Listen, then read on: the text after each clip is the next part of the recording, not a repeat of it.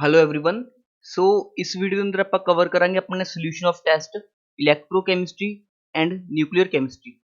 ਜੇ ਆਪਾਂ ਗੱਲ ਕਰੀਏ ਇਲੈਕਟ੍ਰੋਕੈਮਿਸਟਰੀ ਦੀ, ਇਸ 'ਚ ਇੰਪੋਰਟੈਂਟ ਟੌਪਿਕਸ ਕਿਹੜੇ-ਕਿਹੜੇ ਬਣਦੇ ਨੇ ਆਪਣੇ ਕੋਲ। ਸਭ ਤੋਂ ਪਹਿਲਾਂ ਤੁਹਾਨੂੰ ਗਲਵੈਨਿਕ ਸੈੱਲ ਦੀ ਵਰਕਿੰਗ ਦਾ ਪਤਾ ਹੋਣਾ ਚਾਹੀਦਾ ਹੈਗਾ, ਗਲਵੈਨਿਕ ਸੈੱਲ ਕਿਸ ਤਰ੍ਹਾਂ ਵਰਕ ਕਰਦਾ ਹੈਗਾ। ਉਸ ਤੋਂ ਬਾਅਦ ਗਲਵੈਨਿਕ ਸੈੱਲ ਦੇ ਅੰਦਰ ਆਪਾਂ ਇੱਕ ਯੂਜ਼ ਕਰਦੇ ਹਾਂ ਸਾਲਟ ਬ੍ਰਿਜ। ਠੀਕ ਹੈ, ਸਾਲਟ ਬ੍ਰਿਜ ਦੇ ਕੀ ਫੀਚਰਸ ਹੁੰਦੇ ਨੇਗੇ, ਇਹ ਡੈਫੀਨੇਟਲੀ ਤੁਹਾਨੂੰ ਯਾਦ ਹੋਣੇ ਚਾਹੀਦੇ ਨੇ। ਤਿੰਨ ਫੀਚਰਸ ਹੁੰਦੇ ਨੇ। ਇੱਕ ਤਾਂ ਇਹ ਇਲੈਕਟ੍ਰੀਕਲ ਨਿਊਟਰੈਲਿਟੀ ਨੂੰ ਮੇਨਟੇਨ ਕਰਦਾ ਹੈਗਾ, ਇਹ ਲਿਕੁਇਡ ਜੰਕਸ਼ਨ ਪੋਟੈਂਸ਼ੀਅਲ ਨੂੰ ਮਿਨੀਮਾਈਜ਼ ਕਰਦਾ ਹੈਗਾ, ਤੇ ਥਰਡ ਫੈਕਟਰ ਕੀ ਹੁੰਦਾ ਹੈਗਾ, ਇਸ ਦੇ ਅੰਦਰ ਆਪਣੇ ਕੋਲ ਇਲੈਕਟ੍ਰੋਲਾਈਟ ਹੁੰਦਾ ਲਾਈਕ KCl KNO3। ਠੀਕ, ਕਿਸ ਦੇ ਅੰਦਰ ਪ੍ਰੈਜ਼ੈਂਟ ਹੁੰਦੇ ਨੇ, ਇਹ ਅਗਰ ਪੇਸਟ ਦੇ ਅੰਦਰ ਪ੍ਰੈਜ਼ੈਂਟ ਹੁੰਦੇ ਨੇਗੇ। ਠੀਕ ਹੈ, ਤੇ ਇਹਨਾਂ ਦੀ ਜਿਹੜੀ ਆਇਨਿਕ ਮੋਬਿਲਿਟੀ ਹੈ, ਮਤਲਬ K ਪੋਜ਼ਿਟਿਵ ਤੇ Cl ਨੈਗੇਟਿਵ ਦੀ ਆਇਨਿਕ ਮੋਬਿਲਿਟੀ ਮਤਲਬ ਸਪੀਡ ਕੀ ਹੋਣੀ ਚਾਹੀਦੀ ਹੈ, ਆਲਮੋਸਟ ਸੇਮ ਹੋਣੀ ਚਾਹੀਦੀ ਹੈ। ਇਹ ਤਿੰਨ ਫੀਚਰਸ ਨੇ ਸਾਲਟ ਬ੍ਰਿਜਸ ਨੂੰ ਡੈਫੀਨੇਟਲੀ ਪਤਾ ਹੋਣੇ ਚਾਹੀਦੇ ਨੇ। ਉਸ ਤੋਂ ਬਾਅਦ ਆਪਾਂ ਇੱਕ ਟਰਮ ਡਿਫਾਈਨ ਕਰਦੇ ਹਾਂ ਇਨੋਟ ਸੈੱਲ, ਇਲੈਕਟ੍ਰੋਡ ਪੋਟੈਂਸ਼ੀਅਲ ਬੇਸਿਕਲੀ। ਹੁਣ ਇਸ ਨੂੰ ਕਿਹੜੇ ਫੈਕਟਰਸ ਇਫੈਕਟ ਕਰਦੇ ਨੇ, ਇੱਕ ਹੁੰਦਾ ਟੈਂਪਰੇਚਰ ਤੇ ਇੱਕ ਹੁੰਦਾ ਆਪਣੇ ਕੋਲ ਕਨਸੈਂਟ੍ਰੇਸ਼ਨ। ਹੁਣ ਇਹਨਾਂ ਦਾ ਫੈਕਟਰ ਕਿਹੜੀ ਇਕੁਏਸ਼ਨ ਡੀਲ ਕਰਦੀ ਹੈ ਆਪਣੇ ਕੋਲ, ਨਰਸਟ ਇਕੁਏਸ਼ਨ। ਤਾਂ ਨਰਸਟ ਇਕੁਏਸ਼ਨ ਤੁਹਾਨੂੰ ਚੰਗੀ ਤਰ੍ਹਾਂ ਆਉਣੀ ਚਾਹੀਦੀ ਹੈ। ਉਸ ਤੋਂ ਇਲਾਵਾ ਕੰਡਕਟੈਂਸ, ਤੇ ਕੰਡਕਟੈਂਸ 'ਚ ਆਪਾਂ ਨੇ ਕੀ ਪੜ੍ਹਨਾ ਹੈਗਾ। ਠੀਕ ਹੈ, ਡੈਫੀਨੇਸ਼ਨਸ ਪੜ੍ਹਨੀਆਂ ਨੇ। ਰੈਜ਼ਿਸਟੈਂਸ ਕੀ ਹੁੰਦੀ ਹੈ, ਕੰਡਕਟੈਂਸ ਕੀ ਹੁੰਦੀ ਹੈ, ਸਪੈਸੀਫਿਕ ਕੰਡਕਟੈਂਸ ਕੀ ਹੁੰਦੀ ਹੈ, ਸਪੈਸੀਫਿਕ ਰੈਜ਼ਿਸਟੈਂਸ ਕੀ ਹੁੰਦੀ ਹੈ, ਮੋਲਰ ਕੰਡਕਟੈਂਸ ਕੀ ਹੁੰਦੀ ਹੈ, ਇਕੁਇਵਲੈਂਟ ਕੰਡਕਟੈਂਸ ਕੀ ਹੁੰਦੀ ਹੈ। ਉਸ ਤੋਂ ਬਾਅਦ ਕੋਹਲਰ-ਰਾਸ਼ ਰੂਲ ਪੜ੍ਹਨਾ ਹੈਗਾ। ਠੀਕ, ਕੋਹਲਰ-ਰਾਸ਼ ਰੂਲ ਤੋਂ ਬਾਅਦ ਤੁਸੀਂ ਜਿਹੜੇ ਐਡਵਾਂਸ ਟੌਪਿਕਸ ਨੇ ਤੇ BSc ਦੇ ਕਿਹੜੇ ਟੌਪਿਕਸ ਨੇਗੇ, ਇੱਕ ਤਾਂ ਆਪਾਂ ਨੇ ਇਸ 'ਚ ਪੜ੍ਹਨਾ ਹੁੰਦਾ ਅਸਿਮੈਟ੍ਰਿਕ ਇਫੈਕਟ, ਤੇ ਇੱਕ ਪੜ੍ਹਨਾ ਹੁੰਦਾ ਆਪਾਂ ਨੇ ਇਲੈਕਟ੍ਰੋਫੋਰੈਟਿਕ ਇਫੈਕਟ। ਉਸ ਤੋਂ ਬਾਅਦ ਜਿਹੜਾ ਇੱਕ ਟੌਪਿਕ ਆਪਾਂ ਨੇ ਕਰਨਾ ਹੁੰਦਾ ਆਇਨਿਕ ਸਟਰੈਂਥ। ਠੀਕ ਹੈ, ਇਹ ਕੁਝ BSc ਦੇ ਟੌਪਿਕਸ ਹੁੰਦੇ ਨੇ ਜਿਹੜੇ ਤੁਹਾਨੂੰ ਕਵਰ ਕਰਨੇ ਹੁੰਦੇ ਨੇ। ਉਸ ਤੋਂ ਇਲਾਵਾ ਨਿਊਕਲੀਅਰ ਕੈਮਿਸਟਰੀ ਤੋਂ ਅੱਜ ਤੱਕ ਤਾਂ ਸਾਰੇ ਕੁਐਸਚਨ ਈਜ਼ੀ ਆਏ ਨੇਗੇ, ਬਟ ਤੁਸੀਂ ਫਿਰ ਵੀ ਕਿਹੜੇ ਪੁਆਇੰਟਸ ਧਿਆਨ ਰੱਖੇ ਨੇ। ਇੱਕ ਤਾਂ ਡਿਸਕਵਰੀ ਆਫ ਫੰਡਾਮੈਂਟਲ ਪਾਰਟੀਕਲਸ। ਠੀਕ ਹੈ, ਇਹਨਾਂ ਦੀ ਡਿਸਕਵਰੀ ਕਿਸਨੇ ਕੀਤੀ ਸੀ ਤੇ ਕਿਸ ਨੂੰ ਨੋਬਲ ਪ੍ਰਾਈਜ਼ ਮਿਲਿਆ ਸੀ, ਇਹ ਸਭ ਚੀਜ਼ਾਂ ਤੁਹਾਨੂੰ ਧਿਆਨ ਹੋਣੀਆਂ ਚਾਹੀਦੀਆਂ ਨੇ। ਉਸ ਤੋਂ ਬਾਅਦ ਨਿਊਕਲੀਅਰ ਕੈਮਿਸਟਰੀ ਦੇ ਅੰਦਰ ਇੱਕ ਆਪਾਂ N/P ਰੇਸ਼ੋ ਡਿਫਾਈਨ ਕਰਦੇ ਹਾਂ, number of neutron to number of proton ratio define ਕਰ ਦਿਆਂਗੇ, ਤੇ ਇਸ ਦੇ ਅਕੋਰਡਿੰਗ ਆਪਾਂ ਕੀ ਡਿਸਾਈਡ ਕਰਦੇ ਹਾਂ, ਸਟੇਬਿਲਿਟੀ ਆਫ ਅ ਨਿਊਕਲੀਅਸ। ਉਸ ਤੋਂ ਇਲਾਵਾ ਤੁਹਾਨੂੰ number of Alpha particle and beta particles the calculation ਆਉਣਾ ਚਾਹੀਦਾ ਹੈਗਾ। ਠੀਕ ਹੈ, ਇਸ ਦੇ ਕੁਐਸਚਨ ਮੈਂ ਪਾਏ ਨੇ ਟੈਸਟ ਦੇ ਅੰਦਰ ਕਿ ਕਿਸ ਤਰ੍ਹਾਂ ਆਪਾਂ ਜਦੋਂ ਕੋਈ ਨਿਊਕਲੀਅਸ ਡਿਸਇੰਟੀਗ੍ਰੇਸ਼ਨ ਹੁੰਦਾ ਹੈ, ਕੋਈ ਅਨਸਟੇਬਲ ਨਿਊਕਲੀਅਸ ਜਦੋਂ ਸਟੇਬਲ ਨਿਊਕਲੀਅਸ ਦੇ ਅੰਦਰ ਬਣਦਾ ਹੈ, ਤਾਂ ਉਹ ਐਲਫਾ ਜਾਂ ਬੀਟਾ ਪਾਰਟੀਕਲਸ ਨੂੰ ਇਮਿਟ ਕਰਦਾ ਹੈਗਾ ਜਾਂ ਗਾਮਾ ਪਾਰਟੀਕਲਸ ਨੂੰ ਇਮਿਟ ਕਰਦਾ ਹੈਗਾ। ਉਸ ਦੌਰਾਨ ਕਿੰਨੇ ਐਲਫਾ ਪਾਰਟੀਕਲਸ ਇਮਿਟ ਹੋਏ, ਕਿੰਨੇ ਬੀਟਾ ਪਾਰਟੀਕਲਸ ਨਿਕਲ ਹੋਏ, ਉਹਨਾਂ ਦੇ ਨੰਬਰ ਵੀ ਕੈਲਕੂਲੇਟ ਕਰਨੇ ਆਉਣੇ ਚਾਹੀਦੇ ਨੇ ਤੁਹਾਨੂੰ। ਇਹ ਕਿਸ ਤਰ੍ਹਾਂ ਕਰਦੇ ਨੇ, ਜਿਨ੍ਹਾਂ ਨੂੰ ਆਉਂਦੇ ਨੇ ਵੈਲ ਐਂਡ ਗੁੱਡ, ਜਿਨ੍ਹਾਂ ਨਹੀਂ ਆਉਂਦੇ ਇਸ ਸੋਲੂਸ਼ਨ 'ਚ ਮੈਂ ਡਿਸਕਸ ਕਰਾਂਗਾ। ਤੇ ਉਸ ਤੋਂ ਇਲਾਵਾ ਯੂਨਿਟ ਆਫ ਰੇਡੀਓ ਐਕਟੀਵਿਟੀ। ਠੀਕ ਹੈ, ਰੇਡੀਓ ਐਕਟੀਵਿਟੀ ਨੂੰ ਆਪਾਂ ਕਿਸ ਤਰ੍ਹਾਂ ਆਪਾਂ ਮੈਜ਼ਰ ਕਰਦੇ ਆ। ਠੀਕ ਹੈ, ਤਿੰਨ ਯੂਨਿਟਸ ਹੁੰਦੇ ਨੇ, ਉਹ ਵੀ ਤੁਸੀਂ ਧਿਆਨ ਰੱਖਣੇ ਨੇ। ਉਸ ਤੋਂ ਇਲਾਵਾ ਜਿੰਨੇ ਵੀ ਪ੍ਰੋਬਲਮਸ ਨੇ ਰੇਡੀਓ ਐਕਟੀਵਿਟੀ ਨਾਲ ਰਿਲੇਟਡ, ਉਹ ਸਾਰੀ ਫਸਟ ਆਰਡਰ ਨੂੰ ਫੋਲੋ ਕਰਦੀਆਂ ਨੇ। ਹੁਣ ਤੁਹਾਨੂੰ ਫਸਟ ਆਰਡਰ ਕਾਈਨੈਟਿਕਸ ਚੰਗੀ ਤਰ੍ਹਾਂ ਚਾਹੀਦੀ ਹੈ। ਜਿੰਨੇ ਵੀ ਪ੍ਰੋਬਲਮਸ ਨੇ ਗਿਆ ਰਿਲੇਟਡ ਟੂ ਨਿਊਕਲੀਅਰ ਕੈਮਿਸਟਰੀ, ਉਹ ਕਿਹੜੀ ਆਰਡਰ ਨੂੰ ਫੋਲੋ ਕਰਦੇ ਨੇ, ਫਸਟ ਆਰਡਰ ਕਾਈਨੈਟਿਕਸ ਨੂੰ ਫੋਲੋ ਕਰਦੇ ਨੇ। ਤਾਂ ਡੈਫੀਨੇਟਲੀ ਤੁਸੀਂ ਫਸਟ ਆਰਡਰ ਨੂੰ ਚੰਗੀ ਤਰ੍ਹਾਂ ਪੜ੍ਹ ਕੇ ਆਣਾ ਹੈ। ਕੈਮੀਕਲ ਕਾਈਨੈਟਿਕਸ ਦੇ ਅੰਦਰ ਵੀ ਪੜ੍ਹੀ ਸੀ ਤੇ ਨਿਊਕਲੀਅਰ ਕੈਮਿਸਟਰੀ ਦੇ ਅੰਦਰ ਵੀ ਆਪਾਂ ਨੇ ਸੇਮ ਕਨਸੈਪਟਸ ਨੂੰ ਡਿਸਕਸ ਕਰਨਾ ਹੈ। ਚਲਿਏ ਆਪਾਂ ਹੁਣ ਕੁਐਸਚਨ ਡਿਸਕਸ ਕਰ ਦਿਆਂਗੇ। ਤੇ ਪਹਿਲਾ ਕੁਐਸਚਨ ਦੇਖੋ, ਆਪਾਂ ਨੂੰ ਦੋ ਵੈਲਿਊਜ਼ ਦੇ ਰੱਖਣੇ, ਰਿਡਕਸ਼ਨ ਪੋਟੈਂਸ਼ੀਅਲ ਦੇ ਦਿੱਤੇ ਨੇ। ਹੁਣ ਰਿਡਕਸ਼ਨ ਦਾ ਕੀ ਮਤਲਬ ਹੁੰਦਾ ਹੈਗਾ। ਠੀਕ ਹੈ, ਰਿਡਕਸ਼ਨ ਦਾ ਮਤਲਬ ਹੁੰਦਾ ਗੇਨ ਆਫ ਇਲੈਕਟ੍ਰੋਨਸ। ਜਿਸ ਤਰ੍ਹਾਂ ਆਪਣੇ ਕੋਲ ਸਪੋਜ਼ ਮੇਰੇ ਕੋਲ ਕੋਈ ਮੈਟਲ ਹੈਗਾ +2 ਦੇ ਅੰਦਰ ਹੈਗਾ। ਠੀਕ ਹੈ, ਉਸਨੇ 2 ਇਲੈਕਟ੍ਰੋਨ ਗੇਨ ਕੀਤੇ ਤਾਂ ਕਿਸ 'ਚ ਕਨਵਰਟ ਹੋ ਗਿਆ, ਮੈਟਲ ਦੇ ਅੰਦਰ। ਠੀਕ ਹੈ, ਤਾਂ ਇਹ ਕਿਹੜਾ ਪ੍ਰੋਸੈਸ ਹੋ ਗਿਆ ਆਪਣੇ ਕੋਲ, ਰਿਡਕਸ਼ਨ ਪ੍ਰੋਸੈਸ ਹੋ ਗਿਆ। ਜਾਂ ਆਪਾਂ ਇਸ ਤਰ੍ਹਾਂ ਦੇਖ ਸਕਦੇ ਹਾਂ, ਉਰੇ +2 ਚਾਰਜ ਸੀਗਾ, ਉਰੇ 0 ਚਾਰਜ ਹੈਗਾ ਮੈਟਲ ਤੇ। ਠੀਕ ਹੈ, +2 ਤੋਂ 0 ਤੇ ਆਇਆ, ਮਤਲਬ ਡਿਕਰੀਜ਼ ਇਨ ਆਕਸੀਡੇਸ਼ਨ ਨੰਬਰ, ਉਹ ਕੀ ਹੋਏਗਾ ਆਪਣੇ ਕੋਲ, ਰਿਡਕਸ਼ਨ ਹੋਏਗਾ। ਡਿਕਰੀਜ਼ ਇਨ ਆਕਸੀਡੇਸ਼ਨ ਨੰਬਰ, ਠੀਕ ਹੈ, ਉਹ ਕੀ ਹੁੰਦਾ ਆਪਣੇ ਕੋਲ, ਰਿਡਕਸ਼ਨ। ਜਾਂ ਆਪਾਂ ਬੋਲ ਸਕਦੇ ਹਾਂ ਗੇਨ ਆਫ ਇਲੈਕਟ੍ਰੋਨਸ ਵੀ ਕੀ ਹੁੰਦਾ, ਰਿਡਕਸ਼ਨ ਹੁੰਦਾ। ਕਿਸ ਤਰ੍ਹਾਂ ਮਰਜ਼ੀ ਸਮਝ ਲਓ। ਹੁਣ ਦੇਖੋ ਪਹਿਲਾ ਕੁਐਸਚਨ ਕੀ ਹੈਗਾ, ਰਿਡਕਸ਼ਨ ਪੋਟੈਂਸ਼ੀਅਲ ਦੀ ਵੈਲਿਊ ਦਿੱਤੀਆਂ ਨੇ ਆਪਣੇ ਕੋਲ, Fe+2 ਤੋਂ ਲੈ ਕੇ Fe ਤੱਕ, ਮਤਲਬ +2 ਤੋਂ Fe ਗਿਆ, ਮਤਲਬ ਰਿਡਕਸ਼ਨ ਹੈ। ਤਾਂ ਇਸ ਦੀ ਵੈਲਿਊ ਕਿੰਨੀ ਤੇਗੀ, -0.44। ਠੀਕ ਹੈ, ਸੈਕਿੰਡ ਕਾਪਰ +2 ਤੋਂ ਲੈ ਕੇ ਕਾਪਰ ਤੱਕ ਕਿੰਨੀ ਵੈਲਿਊ ਦਿੱਤੀ ਹੈਗੀ, +0.32। ਕਲੀਅਰ ਹੈ ਸਭ ਨੂੰ। ਹੁਣ ਦੇਖੋ ਇਹਨਾਂ 'ਚ ਰਿਡਕਸ਼ਨ ਪੋਟੈਂਸ਼ੀਅਲ ਦੀ ਵੈਲਿਊ ਕਿਸ ਦੀ ਜ਼ਿਆਦਾ ਹੈਗੀ, ਕਾਪਰ ਵਾਲੇ ਦੀ। ਤਾਂ ਕਾਪਰ ਕੀ ਹੋਏਗਾ, ਰਿਡਿਊਸ ਹੋਏਗਾ। ठीक है, ए वाला चीज की होगी रिड्यूस होएगी। ठीक है, ए वाला सब्सटेंस की होएगा रिड्यूस होएगा, मतलब कॉपर +2 की होएगा रिड्यूस होएगा। रिड्यूस ਜਿਹੜਾ ਚੀਜ਼ ਰਿਡਿਊਸ ਹੋ ਜੇ ਉਸ ਨੂੰ ਆਪਾਂ ਬੋਲਦੇ ਆ ਆਕਸੀਡਾਈਜ਼ਿੰਗ ਏਜੰਟ। ਉਸ ਨੂੰ ਆਪਾਂ ਕੀ ਬੋਲ ਦਿਆਂਗੇ ਆਕਸੀਡਾਈਜ਼ਿੰਗ ਏਜੰਟ। ਹੁਣ ਆਕਸੀਡਾਈਜ਼ਿੰਗ ਏਜੰਟ ਕਿਉਂ ਬੋਲਿਆ ਆਪਾਂ ਨੇ? ਦੇਖੋ ਆਕਸੀਡਾਈਜ਼ਿੰਗ ਏਜੰਟ ਦਾ ਕੰਮ ਕੀ ਹੁੰਦਾ ਹੈਗਾ, ਜਿਹੜਾ ਦੂਜਿਆਂ ਨੂੰ ਆਕਸੀਡਾਈਜ਼ ਕਰੇ ਖੁਦ ਕੀ ਹੋ ਜਾਏ ਰਿਡਿਊਸ।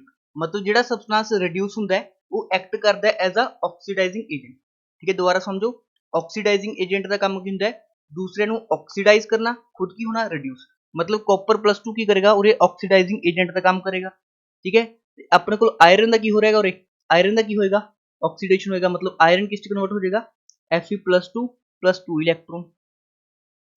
तो और आप समझांगे कॉपर +2 की करेगा एज अ ऑक्सीडाइजिंग एजेंट काम करेगा, मतलब कॉपर +2 ऑक्सीडाइज करेगा आयरन। तो इसका करेक्ट आंसर किहड़ा बनना सी ऑप्शन नंबर ए। ठीक है, कदे भी कंफ्यूज नहीं होना ऑक्सीडाइजिंग एजेंट ते रिड्यूसिंग एजेंट। ठीक है, मैं लिख भी दिनागा। ठीक है, नेक्स्ट पेज लिख देना। ठीक है, ऑक्सीडाइजिंग एजेंट का की काम होंदा हैगा,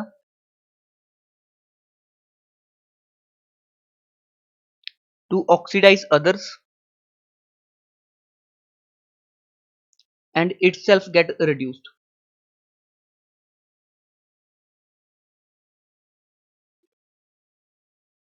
ठीक है, सिमिलरली तुसी रिड्यूसिंग एजेंट लिख लियो जो दूसरिਆਂ ਨੂੰ रिड्यूस करे खुद की हो जाए ऑक्सीडाइज। ਹੁਣ देखो नेक्स्ट क्वेश्चन डिस्कस करते हैं ਆਪਾਂ। ठीक है, नेक्स्ट क्वेश्चन ਦੇ ਅੰਦਰ ਦਿੱਤਾ ਹੈਗਾ ਤੁਹਾਨੂੰ। ठीक है, कुछ वैल्यूज ਦਿੱਤੀਆਂ ਨੇਗੀਆਂ। ठीक है, सारी रिडक्शन पोटेंशियल ਦੀਆਂ ਨੇ क्योंकि +3 ਤੋਂ। ठीक है, +2 मतलब डिक्रीज इन ऑक्सीडेशन नंबर, +3 ਤੋਂ। ठीक है, एल्यूमीनियम ਤੇ Br2 ਤੋਂ Br-। ठीक है ना, सारी की ने अपने ਕੋਲ।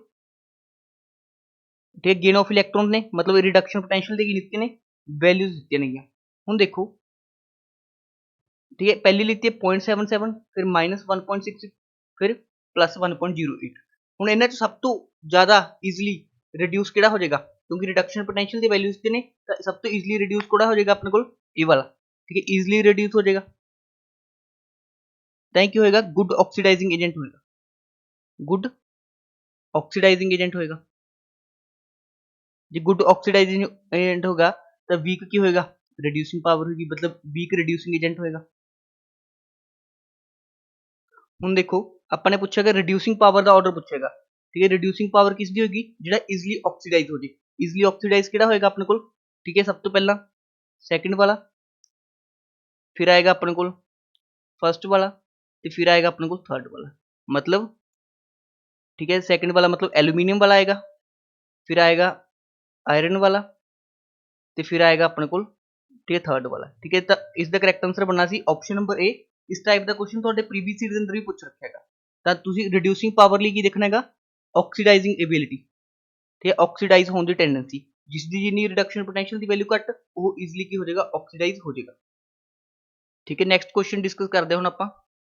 ठीक है, इस क्वेश्चन पूछे the resistance of 0.01 normal NaCl solution at 25 degree Celsius is 200 ohm. Cell constant of a conductivity cell is 1 centimeter inverse. The equivalent conductance। ਹੁਣ ਸਭ ਤੋਂ ਪਹਿਲਾਂ ਤੁਹਾਨੂੰ equivalent conductance ਦਾ ਫਾਰਮੂਲਾ ਪਤਾ ਹੋਣਾ ਚਾਹੀਦਾ ਹੈਗਾ। ਠੀਕ ਹੈ, equivalent conductance ਦਾ ਫਾਰਮੂਲਾ ਹੁੰਦਾ ਹੈਗਾ ਆਪਣੇ ਕੋਲ ਕਾਪਾ into 1000 over normality। ਕਾਪਾ into 1000 over normality। ठीक है, बट आप सारी कंडक्टेंस ਨੂੰ ਰਿਵਾਈਜ਼ ਕਰ ਲੈਣਾ ਇੱਕ ਵਾਰ, ਜਿਨ੍ਹਾਂ ਨੂੰ ਆਉਂਦੀ ਆ ਉਹ ਵੀ ਗੁੱਡ ਹੈ, ਜਿਨ੍ਹਾਂ ਨੂੰ ਨਹੀਂ ਆਉਂਦੀ ਉਹ ਸਿੱਖ ਲਓ। ਹੁਣ ਇੱਕ ਹੁੰਦੇ ਕੰਡਕਟੈਂਸ, ਆਪਣੇ ਕੋਲ ਕੰਡਕਟੈਂਸ ਨੂੰ ਆਪਾਂ ਡਿਫਾਈਨ ਕਰਦੇ ਹਾਂ ਐਜ਼ C, ਤੇ ਆਪਣੇ ਕੋਲ ਰੈਜ਼ਿਸਟੈਂਸ ਕੀ ਹੁੰਦੀ ਹੈਗੀ। ਠੀਕ ਹੈ, R ਕੀ ਹੁੰਦੀ ਹੈ ਆਪਣੇ ਕੋਲ 1/C। ਠੀਕ ਹੈ, ਕੰਡਕਟੈਂਸ ਦਾ ਕੀ ਹੁੰਦੀ ਹੈ ਆਪੋਜ਼ਿਟ ਹੁੰਦੀ ਹੈ, ਤੇ ਰੈਜ਼ਿਸਟੈਂਸ ਦੀ ਯੂਨਿਟ ਕੀ ਹੁੰਦੀ ਹੈ ਆਪਣੇ ਕੋਲ ਓਹਮ। ਤਾਂ ਕੰਡਕਟੈਂਸ ਦੀ ਯੂਨਿਟ ਕੀ ਆਏਗੀ ਓਹਮ ਇਨਵਰਸ, ਜਾਂ ਇਸੇ ਨੂੰ ਆਪਾਂ ਕੀ ਬੋਲ ਦਿੰਦੇ ਆ ਮਹੋ ਬੋਲ ਦਿੰਦੇ ਆ MH ਮਹੋ। ठीक है, उस तो इलावा एक टर्म आप डिफाइन करते हैं। देखो जी रजिस्टेंस होंगी है वो डायरैक्टली प्रोपोर्शनल होंगी लेंथ से, इनवर्सली प्रोपोर्शनल टू होंगी है एरिया। तो आप एक कॉन्सटेंट लगाने जिसनों आप बोलते हैं रो। ठीक है, रो LA। ठीक है, रो का फॉर्मूला की बन गया अपने को R into area over length, पूरे इस रो को आप बोल देंगे स्पैसीफिक रजिस्टेंस। इसनों आप की बोलते हैं स्पैसीफिक रजिस्टेंस, ਜਾਂ ਇਸ ਨੂੰ ਆਪਾਂ ਕੀ ਬੋਲਦੇ ਨੇ ਰੈਜ਼ਿਸਟਿਵਿਟੀ ਬੋਲਦੇ ਨੇ। ਕਲੀਅਰ ਹੈ। ਹੁਣ 1 over resistivity, 1 over resistivity, that is 1 over resistivity ਨੂੰ ਆਪਾਂ ਕੰਡਕਟਿਵਿਟੀ ਬੋਲਦੇ ਨੇ ਜਿਸ ਨੂੰ ਆਪਾਂ ਰਿਪਰੈਜ਼ੈਂਟ ਕਰਦੇ ਆ ਕਾਪਾ ਨਾਲ। ਤਾਂ ਕਾਪਾ ਦਾ ਫਾਰਮੂਲਾ ਕੀ ਹੋ ਜਾਏਗਾ L/R into A। ਤਾਂ ਕਾਪਾ ਦਾ ਕੀ ਫਾਰਮੂਲਾ ਬਣ ਗਿਆ L/R into A, ਠੀਕ ਹੈ ਨਾ। ਕਾਪਾ ਨੂੰ ਆਪਾਂ ਕੀ ਬੋਲ ਦਿਆਂਗੇ ਸਪੈਸੀਫਿਕ ਕੰਡਕਟੈਂਸ ਜਾਂ ਇਸੇ ਨੂੰ ਆਪਾਂ ਬੋਲ ਦੇਣਾ ਹੈ ਕੰਡਕਟਿਵਿਟੀ। ਜਾਂ ਤਾਂ ਇਸ ਨੂੰ ਬੋਲ ਦੋ ਸਪੈਸੀਫਿਕ ਕੰਡਕਟੈਂਸ ਜਾਂ ਇਸ ਨੂੰ ਬੋਲ ਦੋ ਕੰਡਕਟਿਵਿਟੀ। ਹੁਣ ਦੇਖੋ ਆਪਣੇ ਕੋਲ ਪੂਰੇ ਦੇਖੋ, ਤੇ ਕਾਪਾ ਦਾ ਫਾਰਮੂਲਾ ਕੀ ਬਣ ਗਿਆ ਆਪਣੇ ਕੋਲ ਕਾਪਾ ਦਾ, ਠੀਕ ਹੈ L/R into A। ਹੁਣ ਜੇ ਤੁਸੀਂ ਇੱਕ ਟਰਮ ਸੁਣੀ ਹੋਗੀ ਸੈੱਲ ਕਾਂਸਟੈਂਟ, ਠੀਕ ਹੈ। ਸੈੱਲ ਕਾਂਸਟੈਂਟ ਕੀ ਹੁੰਦਾ ਹੈ ਆਪਣੇ ਕੋਲ, ਜਿਸ ਨੂੰ ਆਪਾਂ G ਨਾਲ ਰਿਪਰੈਜ਼ੈਂਟ ਕਰਦੇ ਆ। ਇਹ ਹੁੰਦਾ ਆਪਣੇ ਕੋਲ ਲੈਂਥ ਓਵਰ ਏਰੀਆ, ਠੀਕ ਹੈ। ਤਾਂ ਇਸ ਦੀ ਯੂਨਿਟ ਕੀ ਪੁੱਛ ਲੈਂਦਾ ਕਈ ਵਾਰ, ਤੇ ਯੂਨਿਟ ਕੀ ਹੋਏਗੀ ਇਸ ਦੀ ਸੈਂਟੀਮੀਟਰ ਇਨਵਰਸ, ਠੀਕ ਹੈ ਨਾ, ਕਿਉਂਕਿ ਇਸ ਦੀ ਜੇ ਸੈਂਟੀਮੀਟਰ ਹੈ, ਇਸ ਦੀ ਸੈਂਟੀਮੀਟਰ ਸਕੁਅਰ, ਤਾਂ ਇਹ ਕੀ ਬਚ ਜਾਏਗੀ ਸੈਂਟੀਮੀਟਰ ਇਨਵਰਸ। ਕਲੀਅਰ ਹੈ ਸਭ ਨੂੰ। ਹੁਣ ਦੇਖੋ ਆਪਾਂ ਇਸ ਫਾਰਮੂਲੇ ਨੂੰ ਕਾਪਾ ਨੂੰ ਕਿਸ ਤਰ੍ਹਾਂ ਰਿਪਲੇਸ ਕਰ ਸਕਦੇ ਹਾਂਗੇ, ਠੀਕ ਹੈ। L/A ਨੂੰ ਮੈਂ ਕੀ ਲਿਖ ਸਕਦਾ ਸੈੱਲ ਕਾਂਸਟੈਂਟ, ਤੇ R ਨੂੰ ਮੈਂ ਕੀ ਲਿਖ ਸਕਦਾਗਾ ਤੇ ਕੰਡਕਟੈਂਸ, ਠੀਕ ਹੈ। 1/R ਨੂੰ ਕੀ ਲਿਖ ਸਕਦਾ ਕੰਡਕਟੈਂਸ। ਤਾਂ ਆਪਣੇ ਕੋਲ ਜਿਹੜਾ ਕਾਪਾ ਦਾ ਫਾਰਮੂਲਾ ਬਣ ਗਿਆ ਉਹ ਕੀ ਬਣ ਗਿਆ ਸੈੱਲ ਕਾਂਸਟੈਂਟ ਇਨਟੂ ਕੰਡਕਟੈਂਸ, ਠੀਕ ਹੈ। ਕੁਝ ਫਾਰਮੂਲਾ ਸੀਗੇ, ਠੀਕ ਹੈ, ਸਾਰੇ ਤੁਸੀਂ ਧਿਆਨ ਰੱਖਿਓ, ਠੀਕ ਹੈ, ਡੈਫੀਨੇਟਲੀ ਕੰਮ ਆਣਗੇ। ਹੁਣ ਦੇਖੋ ਆਪਣੇ ਕੋਲ ਪੁੱਛਿਆ ਹੈਗਾ ਇਕੁਇਵਲੈਂਟ ਕੰਡਕਟੈਂਸ, ਠੀਕ ਹੈ। ਆਪਾਂ ਨੋਰਮੈਲਿਟੀ ਦੇ ਰੱਖੀ ਹੈਗੀ, ਠੀਕ ਹੈ, ਸੈੱਲ ਕਾਂਸਟੈਂਟ ਦੇ ਰੱਖਿਆ ਹੈਗਾ, ਤੇ ਆਪਣੇ ਕੋਲ ਦੇ ਰੱਖੀ ਹੈਗੀ ਰੈਜ਼ਿਸਟੈਂਸ, ਠੀਕ ਹੈ। ਇਸ ਨੂੰ ਆਪਾਂ ਦੂਸਰੀ ਫਾਰਮ ਚ ਕਨਵਰਟ ਕਰੀਏ ਪਹਿਲਾਂ ਤਾਂ, ਠੀਕ ਹੈ। ਇਕੁਇਵਲੈਂਟ ਕਿਸ ਦੇ ਇਕੁਅਲ ਆ ਗਿਆ ਆਪਣੇ ਕੋਲ, ਤੇ ਉਹ ਵੈਲਿਊ ਪੁੱਟ ਕਰ ਦਿੰਦੇ ਆਪਾਂ, ਠੀਕ। ਸੈੱਲ ਕਾਂਸਟੈਂਟ into 1000 ओवर, ठीक है, R into N, ठीक है। सैल कांस्टेंट कितने अपने को 1, ठीक है, into 1000 ओवर R की वैल्यू कितनी अपने को 200,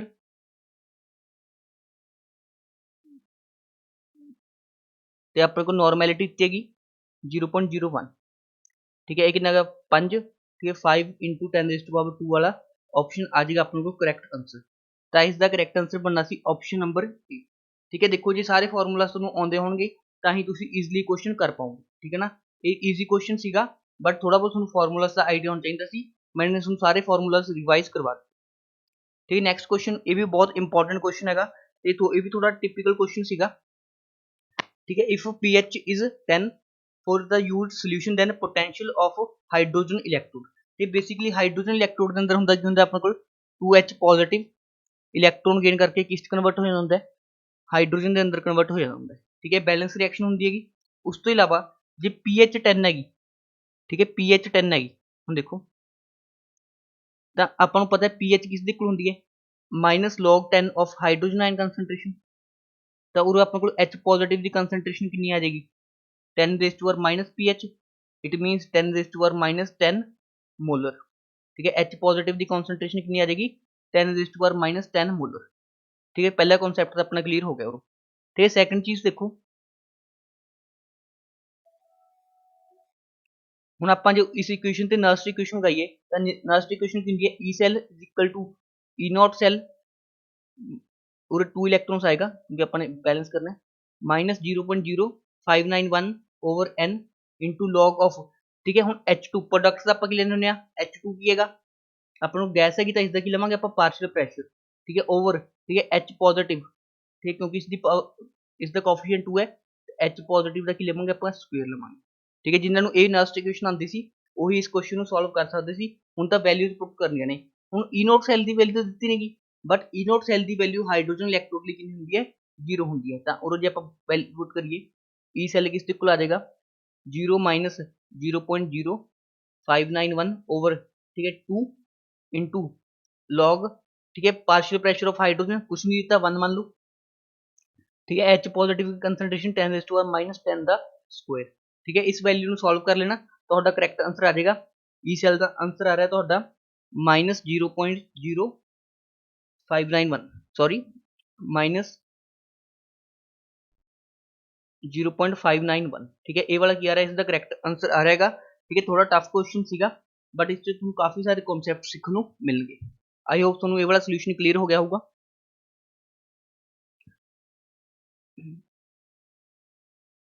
ठीक है, नेक्स्ट क्वेश्चन डिस्कस करते हैं आप। ठीक है, the highest electrical conductivity from the following solution will be. ठीक है, इलेक्ट्रिकल कंडक्टिविटी किसके डायरेक्टली प्रोपोर्शनल होती है?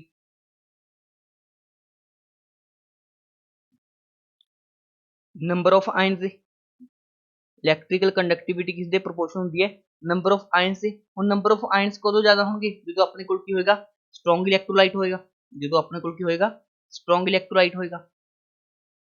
जो आप बोल सकते हैं मोर पोलैरिटी होएगी। हुण इस केस च देखो, ठीक है, एसिटिक एसिड है, फिर एक अपने को क्लोरो एसिटिक Cl लगाता, फिर एक F लगाता, फिर अपने को 2 F लगाते। हुण सब तो ज्यादा पोलैरिटी किस केस च होएगी? ठीक है, जिस च अपने को 2 फ्लोरीन लगे हुए ने, क्योंकि उस केस च की हो जाएगा अपने को 2 इलेक्ट्रॉन विड्रॉइंग ग्रुप्स ने, मतलब ज्यादा पोलैरिटी आएगी, पोलर ग्रुप्स लगे हुए ने। तो इसका करेक्ट आंसर केड़ा जाना सी? ऑप्शन नंबर डी, क्योंकि इस केस च होंगे maximum number of ions present होंगे। ठीक है, नेक्स्ट क्वेश्चन, ये भी इंपॉर्टेंट क्वेश्चन है। ठीक है, इसमें आप बोलते हैं कोहलराश रूल। ठीक है, इसमें आप बोलते हैं कोहलराश रूल।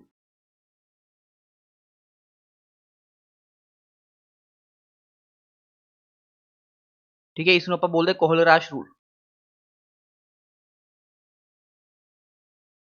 ठीक है, इस दे अकॉर्डिंग की ਹੁੰਦਾ ਹੈ ਜਿਹੜੀ ਇਕੁਅਲ ਜਿਹੜੀ ਆਪਣੇ ਕੋਲ ਕੰਡਕਟਿਵਿਟੀ ਹੁੰਦੀ ਹੈ ਇਕੁਇਵਲੈਂਟ ਕੰਡਕਟਿਵਿਟੀ ਐਟ ਇਨਫਾਈਨਾਈਟ ਡਾਇਲੂਸ਼ਨ, ਉਹ ਕਿਸ ਦੇ ਇਕੁਅਲ ਹੁੰਦੀ ਹੈ? ਇਹਨਾਂ ਦੇ ਆਇਨਸ ਦੀ ਸਮ ਦੇ ਇਕੁਅਲ ਹੁੰਦੀ ਹੈ। ਜਿਸ ਤਰ੍ਹਾਂ ਦੇਖੋ ਐਟ ਇਨਫਾਈਨਾਈਟ ਡਾਇਲੂਸ਼ਨ ਤੇ BaCl2 ਨੂੰ ਆਪਾਂ ਕਿਸ ਤਰ੍ਹਾਂ ਡਿਸੋਸੀਏਟ ਕਰਾਂਗੇ? Ba+2 plus 2Cl minus। ठीक है, H2SO4 ਨੂੰ ਕਿਸ ਤਰ੍ਹਾਂ ਬ੍ਰੇਕ ਕਰਾਂਗੇ? 2H positive plus SO4 2 minus। ठीक है, HCl ਨੂੰ ਕਿਸ ਤਰ੍ਹਾਂ ਬ੍ਰੇਕ ਕਰਾਂਗੇ? H positive plus Cl minus. Clear है सबनों? ठीक है, इसकी सपोज करो x1 है, इसकी x2 है, तो इसकी x3 है। तो अपने फाइंड किसकी करनी है? BaSO4 की। ठीक है, BaSO4 किस तरह डिसोशिएट होएगा? Ba+2 plus SO4 2 minus. ठीक है, इसकी सपोज कर लो। ठीक है, इसकी अपने कैलकुलेट करनी है। हुण देखो मैं ट्रिक दसदा हूँ किस तरह करोगे, फिर प्रीवियस ईयर का क्वेश्चन तुम ईजिली कर पाओगे। हुण देखो अपन राइट साइड से चाहिए की हैगा Ba+2 चाहिएगा ਤੇ SO4 2 ਮਾਈਨਸ ਚਾਹੀਦਾਗਾ। ਮਤਲਬ ਇਹਨਾਂ ਦੋ ਇਕੁਏਸ਼ਨ ਚ ਆਪਾਂ ਨੂੰ ਐਡ ਕਰਨਾ ਪਏਗਾ। ਮਤਲਬ x1 ਤੇ x2 ਨੂੰ ਤਾਂ ਐਡ ਕਰਨਾ ਪਏਗਾ, ਤਾਂ ਹੀ ਆਪਣੇ ਕੋਲ Ba+2 ਤੇ SO4 2 ਮਾਈਨਸ ਆਉਣਗੇ। ਕਲੀਅਰ ਹੈ ਸਭ ਨੂੰ? ਤਾਂ ਆਪਾਂ 1 ਤੇ 2 ਨੂੰ ਤਾਂ ਐਡ ਕਰਾਂਗੇ, ਬਟ ਆਪਾਂ ਨੂੰ ਇਕੁਏਸ਼ਨ ਦੇ ਅੰਦਰ ਫਾਈਨਲ ਇਕੁਏਸ਼ਨ ਦੇ ਅੰਦਰ ਨਾ ਤਾਂ Cl- ਚਾਹੀਦਾ ਹੈ ਨਾ H ਪੋਜ਼ਿਟਿਵ ਚਾਹੀਦਾ ਹੈ। ਮਤਲਬ Cl- ਤੇ H ਪੋਜ਼ਿਟਿਵ ਨੂੰ ਆਪਾਂ ਨੇ ਕੀ ਕਰਨਾ ਪਏਗਾ? ਕੈਂਸਲ ਕਰਨਾ ਪਏਗਾ। ਉਹ ਕਿਸ ਤਰ੍ਹਾਂ ਕਰਾਂਗੇ ਆਪਾਂ? ਜਦੋਂ थर्ड वाली इक्वेशन ਨੂੰ माइनस कर देंगे, मतलब x3 ਨੂੰ ਕੀ ਕਰ ਦਾਂਗੇ? माइनस कर देंगे। बट माइनस करने तो पहला पूरे 2Cl ने, पूरे भी 2Cl होने चाहिए ने, तो इस वाली इक्वेशन ਨੂੰ ਆਪਾਂ 2 ਨਾਲ ਮਲਟੀਪਲਾਈ ਕਰ ਦਾਂਗੇ। ਕਲੀਅਰ ਹੈ, ਸਿੰਪਲ ਜੀ। ਹੁਣ ਆਪਾਂ ਪਹਿਲੇ ਦੋ ਇਕੁਏਸ਼ਨ ਨੂੰ ਐਡ ਕਰਾਂਗੇ ਤੇ ਥਰਡ ਨੂੰ ਕੀ ਕਰਾਂਗੇ? ਮਾਈਨਸ ਕਰ ਦਾਂਗੇ। ਤਾਂ x1 x2 2x3। ਠੀਕ ਹੈ, ਇਸ ਤਰ੍ਹਾਂ ਆਪਣੇ ਕੋਲ ਫਾਈਨਲ ਇਕੁਏਸ਼ਨ ਕਿਹੜੀ ਆ ਜਾਏਗੀ? ਇਹ ਵਾਲੀ ਇਕੁਏਸ਼ਨ ਆ ਜਾਏਗੀ। ਤੁਸੀਂ ਇਸ ਨੂੰ ਪ੍ਰੈਕਟੀਕਲੀ ਸੋਲਵ ਕਰਕੇ ਵੀ ਦੇਖ ਸਕਦੇ ਹੋ ਐਡ ਸਬਟ੍ਰੈਕਟ, ਬਟ ਟ੍ਰਿਕ ਨਾ ਕਰੋਗੇ ਤਾਂ ਜ਼ਿਆਦਾ ਬੈਟਰ ਹੋਏਗਾ, ਟਾਈਮ ਸੇਵ ਹੋਏਗਾ। ਤਾਂ ਇਸ ਦਾ ਕਰੈਕਟ ਆਂਸਰ ਬਣ ਜਾਏਗਾ ਆਪਣੇ ਕੋਲ ਆਪਸ਼ਨ ਨੰਬਰ ਸੀ। ठीक है, ऑप्शन नंबर सी की हो जाएगा इसका करैक्ट आंसर हो जाएगा। ये सारे क्वेश्चन बेहतरीन क्वेश्चन ने, ठीक है ना, सारे वधिया लेवल के क्वेश्चन सी। ठीक है, नेक्स्ट ये भी बहुत डिफिकल्ट क्वेश्चन हैगा। ठीक है, जिसने ये क्वेश्चन करता सी मतलब उसके इलेक्ट्रोकैमिस्ट्री पूरे कॉन्सैप्ट्स क्लीयर ने। हुण देखो सब तो पहली गल तुहानूं पता होना चाहिए E0 सैल की हुंदी है अपने कोल इंटेंसिव प्रॉपर्टी हुंदी है। E0 सैल की हुंदी है अपने कोल इंटेंसिव प्रॉपर्टी हुंदी है। इंटेंसिव प्रॉपर्टी का की मतलब हुंदा हैगा कि इसनूं आपां डायरैक्टली ऐड जां सबट्रैक्ट नहीं कर सकते। ठीक है, इसनूं आपां डायरैक्टली ऐड जां सबट्रैक्ट नहीं कर सकते, बट जी डेल्टा जी हुंदी है गिब्स फ्री एनर्जी, वो की हुंदी है अपने कोल एक्सटेंसिव प्रॉपर्टी हुंदी है। मतलब इन्हां नूं आपां डायरैक्टली ऐड सबट्रैक्ट कर सकते हैं। ठीक है, इन्हां नूं आपां डायरैक्टली ऐड सबट्रैक्ट कर सकते हैं। जिस तरह देखो टैंपरेचर की हुंदा हैगा इंटेंसिव हुंदा हैगा, तो आपां कदे भी टैंपरेचर नूं, ठीक है, फाइनल टैंपरेचर T1 + 2T कदे नहीं लिख सकते। ठीक है, इस तरह आपां नहीं लिख सकते। बट मास की हुंदा हैगा अपने कोल, ठीक है, एक्सटेंसिव प्रॉपर्टी हुंदी है, तो मास नूं आपां हमेशा की लिख सकते हैं? मास टोटल कितना होएगा? M1 + M2। ठीक है, एक ही हुंदे वैलिड हुंदा है। मतलब इंटेंसिव प्रॉपर्टीज नूं आपां कदे भी डायरैक्टली ऐड जां सबट्रैक्ट नहीं कर सकते, बट एक्सटेंसिव प्रॉपर्टीज नूं आपां डायरैक्टली ऐड जां सबट्रैक्ट कर सकते हैं। हुण देखो E0 सैल तो अपने कोल इंटेंसिव है, इन्हां नूं डायरैक्टली ऐड सबट्रैक्ट नहीं कर सकते। डेल्टा G0 की हैगा अपने कोल एक्सटेंसिव है, इन्हां नूं आपां कर सकते हैं। ठीक है, इन्हां नूं कर सकते हैं, इन्हां नूं नहीं कर सकते। हुण आपां नूं रिलेशन पता होना चाहिए डेल्टा G ते E0 सैल के अंदर। ठीक है, डेल्टा G0 किस दे इक्वल हुंदा हैगा? -NF E nought cell. ठीक है, ये वाला रिलेशन ਤੁਹਾਨੂੰ डेफिनेटली पता होना चाहिए हैगा इस तरह के क्वेश्चन सॉल्व करने। ठीक, डेल्टा जी नॉट की हैगा minus N F E nought cell. ठीक है, ये रिलेशन ਤੁਹਾਨੂੰ डेफिनेटली पता होवे। ठीक है, आई होप ਤੁਸੀਂ ਨੋਟ ਕਰ ਲਿਆ ਹੋਊਗਾ। ਹੁਣ ਦੇਖੋ ਪਹਿਲੀ ਇਕੁਏਸ਼ਨ ਕੀ ਹੈ ਆਪਣੇ ਕੋਲ। ठीक है, Fe+3 ਤੋਂ ठीक है Fe ਗਿਆ मतलब ਤਿੰਨ ਇਲੈਕਟ੍ਰੋਨ ਐਕਸੈਪਟ ਕਰਕੇ Fe ਦੇ ਅੰਦਰ ਕਨਵਰਟ ਹੋਇਆ ਤੇ ਇਸ ਦਾ E नॉट ਸੈੱਲ ਕਿੰਨਾ ਹੈਗਾ ਆਪਣੇ ਕੋਲ -0.036। ठीक है जी, इसलिए ਆਪਾਂ डेल्टा जी नॉट की वैल्यू ਕੱਢੀ ਉਹ ਕਿੰਨੀ आएगी -NFe। ठीक है, n की number of electrons that is 3। ठीक है, और 3 इलेक्ट्रॉन ट्रांसफर होने F ਨੂੰ एज इट इज रख लो ਤੇ E ਨੂੰ ਕਿੰਨਾ ਆਏਗਾ ਆਪਣੇ ਕੋਲ -0.036। ठीक है, ਹੁਣ ਆਪਾਂ ਇਸ ਸੈਕੰਡ ਇਕੁਏਸ਼ਨ ਲਿਖੀਏ ਉਰੇ ਕੀ ਆਪਣੇ ਕੋਲ Fe+2 ਤੋਂ Fe ਗਿਆ Fe+2 ਇਲੈਕਟ੍ਰੋਨ ਕਿਸ ਦੇ ਅੰਦਰ ਕਨਵਰਟ ਹੋਇਆ Fe ਦੇ ਅੰਦਰ ਕਨਵਰਟ ਹੋਇਆ ਜੇ ਇਸ ਲਈ ਆਪਾਂ ਡੈਲਟਾ ਜੀ ਨੋਟ ਦਾ ਐਕਸਪ੍ਰੈਸ਼ਨ ਲਿਖੀਏ ਤੇ -n। ठीक है, और n ਕੀ ਹੈ 2 -2 Fe नॉट। ठीक है, डेट इज -0.439। क्लीयर है सब ਨੂੰ। ਹੁਣ ਦੇਖੋ ਹੁਣ ਆਪਾਂ ਨੇ फाइंड आउट किस लिए करना है, ए वाली इक्वेशन लिए करना है। फाइंड आउट किस लिए करना है अपने थर्ड वाली इक्वेशन लिए करना है मतलब। ठीक है, Fe+3 plus electron gives Fe+2। ठीक है, इसलिए डेल्टा जी नॉट की वैल्यू कितनी आएगी। ठीक है, कितने इलेक्ट्रॉन का ट्रांसफर हुआ है एक इलेक्ट्रॉन का तो -1 Fe नॉट। ठीक है, इसका E nought cell find out करना है। ਹੁਣ देखो अपने को जे अपने इन्होंने दो इक्वेशन तो थर्ड इक्वेशन पानी है तो अपन की करना पड़ेगा कि पहली इक्वेशन तो सैकंड इक्वेशन की करना पड़ेगा माइनस करना पड़ेगा। ठीक है जी, एक नंबर इक्वेशन है ये 2 नंबर इक्वेशन है तो अपन 1 - 2 करना पड़ेगा तो वो किस इक्वल आएगा 3 के इक्वल आएगा। तो आप ये करिए इक्वेशन इसमें सॉल्व। ठीक है, ये पॉजिटिव हो जाएगी वैल्यू। ठीक है, माइनस माइनस पॉजिटिव हो जाएगा मतलब 3 × 0.036 × F। ठीक, माइनस। ठीक है, ये भी प्लस हो जाएगा तो उरे आ जाएगा -0.439 × 2 × F किस दिक्कत आ जाएगा F × E नॉट सेल। ठीक है, उरे की आगे माइनस। ठीक है, इसमें सॉल्व कर लियो F ना F कैंसिल हो जाएगा जो तुम E नॉट सेल में सॉल्व करोगे तो फाइनल आंसर आ जाएगा। ठीक है, इसका करेक्ट आंसर एक बार मैं चेक करना चाहिएगा। ठीक है, तो ऑप्शन नंबर सी की आ जाएगा इसका करेक्ट आंसर आ जाएगा। ठीक है, इसमें तुम सॉल्व करना है। ठीक है, ए वाली इक्वेशन तो फाइनली करेक्ट आंसर आ जाएगा।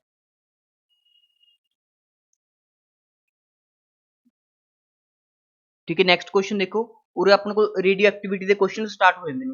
ਹੁਣ रेडियो एक्टिविटी के क्वेश्चन ਨੂੰ किस तरह सॉल्व करना है वही मैं ਤੁਹਾਨੂੰ ਦੱਸ ਦਾਂਗਾ।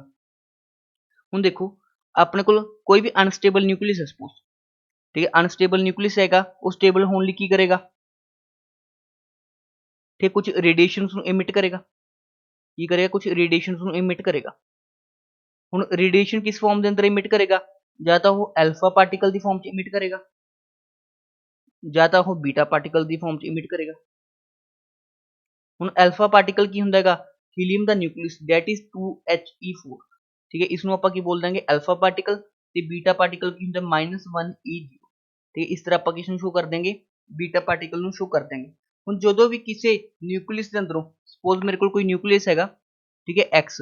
ठीक है, उसका अपने को एटॉमिक नंबर है Z ਤੇ मास नंबर A।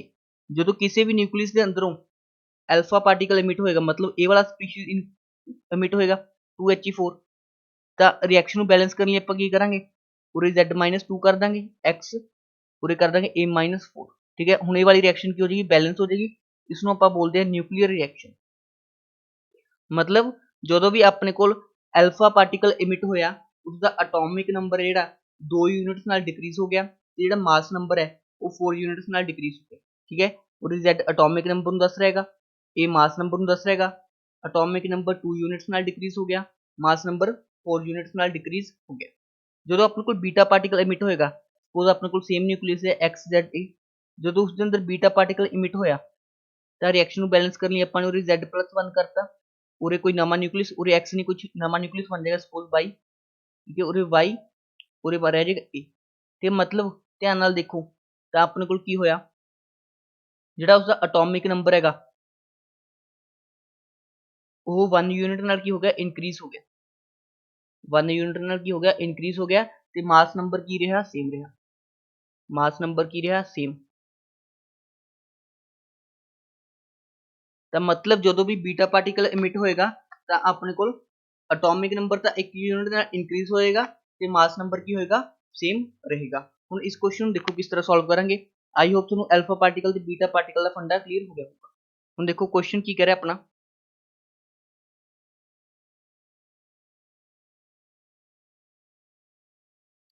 कोई न्यूक्लियस अपने को ठीक है 92U238 ठीक है, इसके अंदर टू सक्सेसिव ठीक है अल्फा पार्टिकल मतलब 2 बार लगातार अल्फा पार्टिकल निकलिया। सपोज पहला बार अल्फा पार्टिकल निकलिया तो अपने को की बनेगा उरे ठीक है 2 यूनिट ना डिक्रीज होगा मतलब उरे 90 आ जाएगा तो उरे की रह जाएगा ऊपर 234। क्लियर है। एटॉमिक नंबर 2 यूनिट्स नाल डिक्रीज होया ठीक है, मास नंबर 4 यूनिट्स नाल डिक्रीज होया। नेक्स्ट ठीक है इस अंदर फिर अपने न्यूक्लियस ठीक है सपोज कोई पार्टिकल बन गया एक्स ठीक है, एक्स मैंने नहीं पता की है ठीक है। हम इसके अंदर फिर अल्फा पार्टिकल इमिट कराएगा क्योंकि 2 बार अल्फा पार्टिकल इमिट कराएगा तो और की बन जाएगा 2He4 ठीक है। तो इसका एटॉमिक नंबर फिर 2 यूनिट डिक्रीज हो गया मतलब 88 सपोज एक्स पूरे रह जाएगा 230। क्लियर है सबनों। हुण इस दे अंदरों फिर 4 बीटा पार्टिकल्स होने जो 4 बीटा पार्टिकल्स होंगे तो एक बीटा पार्टिकल नाल एटॉमिक नंबर एक इंक्रीज होता है, 4 बीटा पार्टिकल नाल एटॉमिक नंबर कितना इंक्रीज हो जाएगा 4 हो जाएगा मतलब उरे कितना हो जाएगा 92x ठीक है। ए वाला कितना रहेगा 230 230 एज इट इज रहेगा। क्लियर है। तो इसका करेक्ट आंसर किहड़ा बनना सी ऑप्शन नंबर डी ठीक है। इस तो ईजी वे मैं क्वेश्चन नहीं करवा सकता ठीक है। जिसनों एक क्वेश्चन समझने में दिक्कत आ रही है मतलब हमने थ्योरी इसकी चंगी तरह नहीं पढ़ी ठीक है। नेक्स्ट क्वेश्चन देखते हैं ठीक है। 8 gram of a radio active isotope has a T half this ठीक है 2 ग्राम का कितना होएगा। हुण देखो फर्स्ट ऑर्डरली टी हाफ का की फॉर्मूला सीगा 0.693 ओवर की ठीक है। आई थिंक सबनों याद होएगा ये वाला फॉर्मूला ये केमिकल काइनेटिक्स मैंने डिटेल च पढ़ाया सीगा। हुण देखो उरे ए नोट का कोई भी फैक्टर नहीं हैगा मतलब जो टी हाफ आ वो ए नोट तो इंडिपेंडेंट है। ए नोट की मतलब इनिशियल कंसंट्रेशन तो की है इंडिपेंडेंट है मतलब कुछ भी कंसंट्रेशन होवे टी हाफ किसी सबस्टांस का सेम रहिंदा है ठीक है।